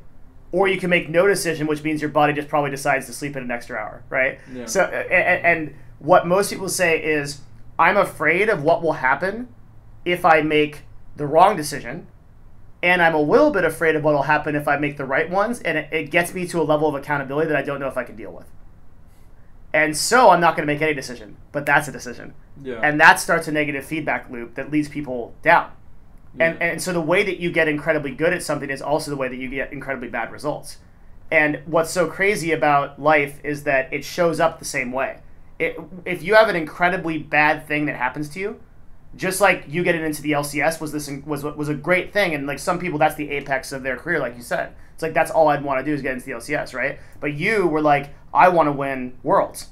So that's just a stepping stone, and I'm going to keep going. So you keep improving. But someone with the mindset of, hey, I want to get into the LCS, and then they do, might start tapering off from there. In fact, that's happened to a lot of pros. Yeah. And because they got to what they saw as that pinnacle, it either didn't meet their expectations, or they were afraid of the accountability and the responsibility of being that, and they started to fall off really quick. I mean, I've seen it happen within days of like bringing someone onto an LCS team. Like Yeah. it just breaks them down, and they're like, I can't deal with it. So the bad decisions happen too. And then the result is the same. I've always thought that when someone quits playing, or there's some like terrible thing that happens in their life, right? Yeah. Everyone else looks at that and they say that's as a result of. They don't think of it in terms of a result. They think of it in terms of, oh, how could that possibly happen? That's the sum of thousands of bad decisions that were predicated before that, and now that thing has happened. Just like it's the sum of 1,000 good decisions, right? So what people, I like, if I had like one thing that I wish people would realize, whether you are trying to become a pro or trying to gain a skill or anything, you actually don't have the ability to opt out. You are making a decision no matter what you do. Either that decision is going to be a thing that is good for your life and produces good results, or it will produce bad results. But you can't make no decision, because no decision is a decision too. Yeah. That's a huge realization that I've made in like the last month or so. And when I realized that I needed to be applying good practices to everything I do in my life. Yeah. Like the decision to eat that cookie is a decision. And it is part of the compounding decision that either tilts the scale this way or that way. But yeah, making decisions in general is just like takes up a lot of energy. So if you just like look at it objectively, for example, like you make a lot of decisions every day, but an easy way to navigate that is to really figure out what you want to accomplish in life and what your goals are. So like for example, as soon as you wake up, you make a decision. Like you said, like, am I going to wake up at this time, or am I going to sleep in for an hour? Yeah. Am I going to floss my teeth, or am I just going to brush my teeth? Like, am I going to go to the gym today or am I not going to go to the gym today? Am I going to meditate today or am I not going to meditate? Am I going to like put my socks on or not put my socks on? Like everything's a decision. But if you understand exactly what you want to go for, then and tailor your decisions towards that, then it's so much easier to make to make your decisions. So for me, like I understand that above anything else, I want to become like the best League of Legends player. So like all the decisions I make have that in mind. That color to when them. I'm doing that. Like what I want to do during my break, what I want to like, what time I want to wake up, what I want to do during my off season, like all of that stuff. So like once you understand exactly what your goals are and what your motivation is, it's very easy to make the decisions and they stop being as fatiguing. Yes. So like if you build the good habits, then they're not decisions anymore, they're just good habits. But starting out, like you have to break the bad habits by making good decisions. Absolutely. Yeah, that's the hardest part. And I told you did I tell you how I started doing that? Oh. Okay, so I would have like one that I remember is I had this really bad habit where every time I got frustrated that when I was working on something, I would automatically type twitter.com. Did I tell you this? Yeah. And so I started doing push-ups instead of so every time that I would land on Twitter and mentally, and it would just my consciousness would take me there. I just broke down and did push-ups. And I also did that for negativity. If I complain about something that's circular that has no result, I have to do 10 push-ups. And the first like few days I did 300 push-ups, and then my body was like, let's not do this anymore, and it corrected So it takes an enormous amount of willpower to make that initial shift. But after that, it becomes easier and easier. Every time you do something, it becomes easier, bad or good. Yeah. Yeah. I don't think people realize like just how much they use like social media and stuff like that. So like the Stay Focused app, like you told me to use add-on on Google Chrome. Like I recommend like everybody just like try it for like one day. Like put it on and then like put like websites like Reddit, Twitter, Facebook like on block when you're like supposed to be working or supposed to be focused. And like I didn't realize how many times like I'll just be like trying to think or trying to focus on something, and then all of a sudden like I just open up a tab and like try to open up twitter.com or like try to open facebook.com, and I'm like, this is actually like insane. And like once I blocked it, I realized like how often I get distracted, or like even like when you're at dinner with a friend and like you want to you randomly pull out your phone to like start looking at something instead of like being at that conversation with your friend. And so like it's really easy to get distracted by things instead of focusing on what you really want to work on. So like I just think it's really important that like people are just more aware in general of when they're not actually focusing on whatever they're doing. Stay Focused is an incredible app. Yeah. That and Momentum, and then I actually use Stay Focused to like the extreme where I keep the nuclear option on for all websites until like 9 or 10 p.m. Mm-hmm. So like my full workday, I can't use Reddit, I can't use Twitter, I can't use Facebook, I can't use anything but the core things I need to do my job. Mm-hmm. And then like I don't even see notifications until like 10 p.m. And that's been really effective for focusing. Super important. Yeah, people don't realize how much time they spend on those platforms. There's an average of 6 hours a day for our age group. 6 hours a day. Dang. Yeah, it's a lot. It's really a lot. So I guess the kind of closing thing that I would ask is, and I had this like in the middle of the podcast. I was like, would be a really cool thing to ask you. Actually, I have two cool things, but the first cool thing is, what do you want? Like, what do you think supporters don't know about you? Or oftentimes underrepresent or don't realize that you really wish they did. Like what are fans missing about the Darshan experience and who you are? Yeah, so like I just feel like who you are as a person is like the stories you tell yourself, and I feel like people don't really understand the story I tell myself, which is like as a pro player, I'm willing to sacrifice anything every single day to be the best, like whatever that is, like my free time. If somebody tells me that something will help me become a better player by 1%, I'll do it. And like I'm willing to like make no stops to like try my hardest every day to reach that pinnacle of being the best.